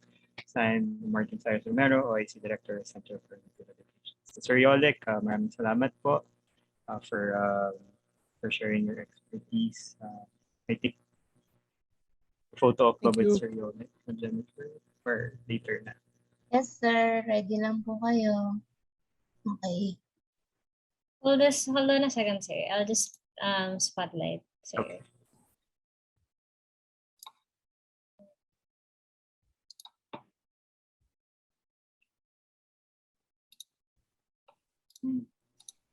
Okay ba kayo mag-take ng photo? Ayan. Okay. Okay. Smile, sir. 1, 2, 3. Thank you, sir. Thank you. Thank you. Thanks, Sir Yolek. Thank you. Thanks, Sir. Thank you, everyone. Salamat. Certificate is presented to Portia de Mesa for sharing her expertise at the post-pandemic inclusion webinar on July 7th, 2022. Signed, Erin Sofia Amante, Manager for External Affairs, and Student Envoy. And Martin Sayos Omero, OIC Director, Center for Inclusive Education. Thanks, Ms. Portia. Picture po, Miss. 1, 2, 3. Thank you po. Okay. Last, this certificate is presented to Rogelio Dela Cruz for sharing his expertise at the post-pandemic inclusion webinar. July 7, 2022, signed Erin Sofia Amante, Manager for External Affairs, Benilde Student Envoy. Signed Martin Cyrus Romero, OIC Director, Center for Inclusive Education. Sa Sir Tujal, maraming salamat po for sharing your expertise. Po. Sir Martin, Rin, Sir salamat din. Smile po. 1, 2, 3. Thank you po. Thank you. Salamat din. Okay. Salamat po. Alright, so I believe it's my time now to close the event. Before I close the webinar, I'd just like to thank everyone who attended this webinar brought by CIE and BSE. Special shout out to Sir Gemma and his team from the Benilde Student Envoy. Maraming salamat for organizing this event. Salamat din again to the speakers, Sir Yo, Ms. Portia, Sir Tujel. Again, maraming salamat for sharing your expertise. Thank you everyone who attended, from the different schools na naging, umattend kasi I heard earlier that we have participants from other schools as well. So maraming salamat po for joining us this afternoon. So to start my closing remarks, I'd like to share this simple quote from a movie that I just watched days ago. So if you know the movie The Internship, yung kay Owen Wilson and kay Vince Vaughn, there was a scene there wherein they saw a driverless car driving a car inside the Google campus. Then sabi ni Vince Vaughn, kasi parang na-shock sa ng dalawa. Vince Vaughn told Owen Wilson, it's scary because it's new. So tumatak siya lagi sa akin. I know it's simple. Napakasimpleng bagay. Scary because it's new. So narelate ko siya dito as we venture this new normal. Because as we all know, by next term, nag-release na po ang ating OBCA ng announcement about, kung ano yung mangyayari sa atin next term. So there are a lot of uncertainties. Diba? So nakakatakot, especially to our professors who are here right now. Marami kayo adjustment na kailangan gawin. Maraming kailangan i-take into consideration the diversity of the students regardless if they have a condition or wala. Ang dami. And ang sasabi ko lang po talaga is kapit lang po tayo. Kasi po, as Sir Ben mentioned before sa isang seminar or I think training na in-attendan ko, hindi na nga siya it takes a village to raise a child. It takes a country to raise a child. Dumadami na po tayo. Dumadami na po ang inclusion champions sa Benilde. Hindi na lang po kami yan. Hindi na lang po yung CIE. Hindi na lang po yung si Sir Yo, si Ms. Portia, and si Sir Tujel. Dumadami na po. And you can be part of that one. I know mahirap po ito, extra work. Thank you, madalas. Wala extra compensation.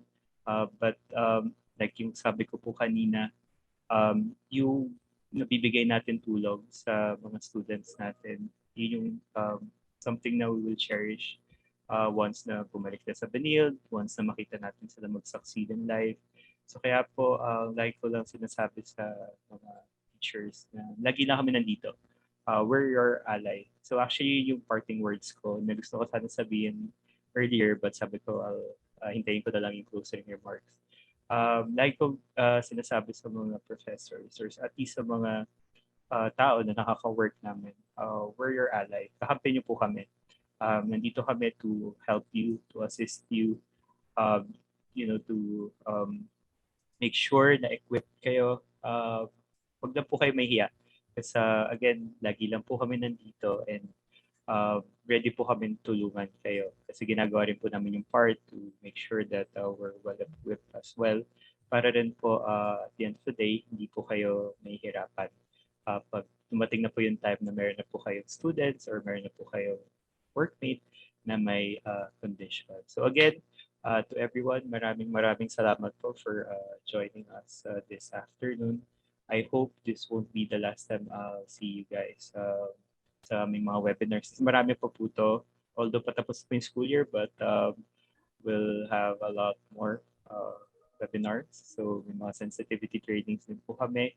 For the faculty po pala, if may mga chairperson po dito or if you want to raise this to your chair, medyo shameless plug na po, we're starting to do sensitivity trainings to the students na po na walang condition so that they'll be more equipped in terms of handling our students in CIE. So if gusto niyo po raise sa mga chairperson niyo po, pwede po yan kasi we're open na po to provide training to the students. So again, maraming salamat po and have a great day ahead and a great weekend na rin po kasi weekend na rin pala. So, yan, maraming salamat po. Thank you, Sir Martin, for such a warm closing remark. Before we end this program, we would just like to take a couple of minutes of your time just to answer our feedback form. So kindly scan the QR codes that are going to be flashed on your screens or click the link sent via the chat.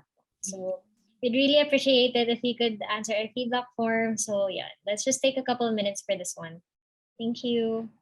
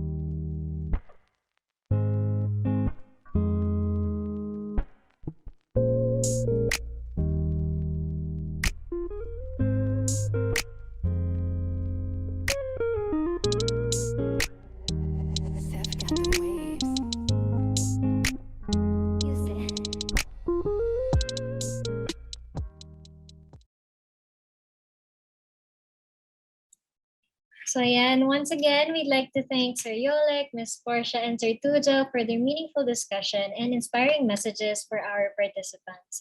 We would also like to thank the Center for Inclusive Education and Benilde Student Envoys for making this webinar possible. Let us all give them a virtual round of applause. And we would also like to acknowledge our FSL interpreters, Ms. Jamie and Ms. Roxanne, of course, the team behind this event. Nicole, Moira, myself, Leah, Erin, Macy, Bea, and Sir Jemai. And of course, to you, our dear audience, we would like to express our sincerest appreciation and gratitude for your patience, understanding, and ultimately making time to join us this afternoon. For the last time, this has been Jennifer, your host for today's webinar. Thank you so much and have a wonderful evening. Stay safe always, and may you have a happy Thursday. Thank you, everyone.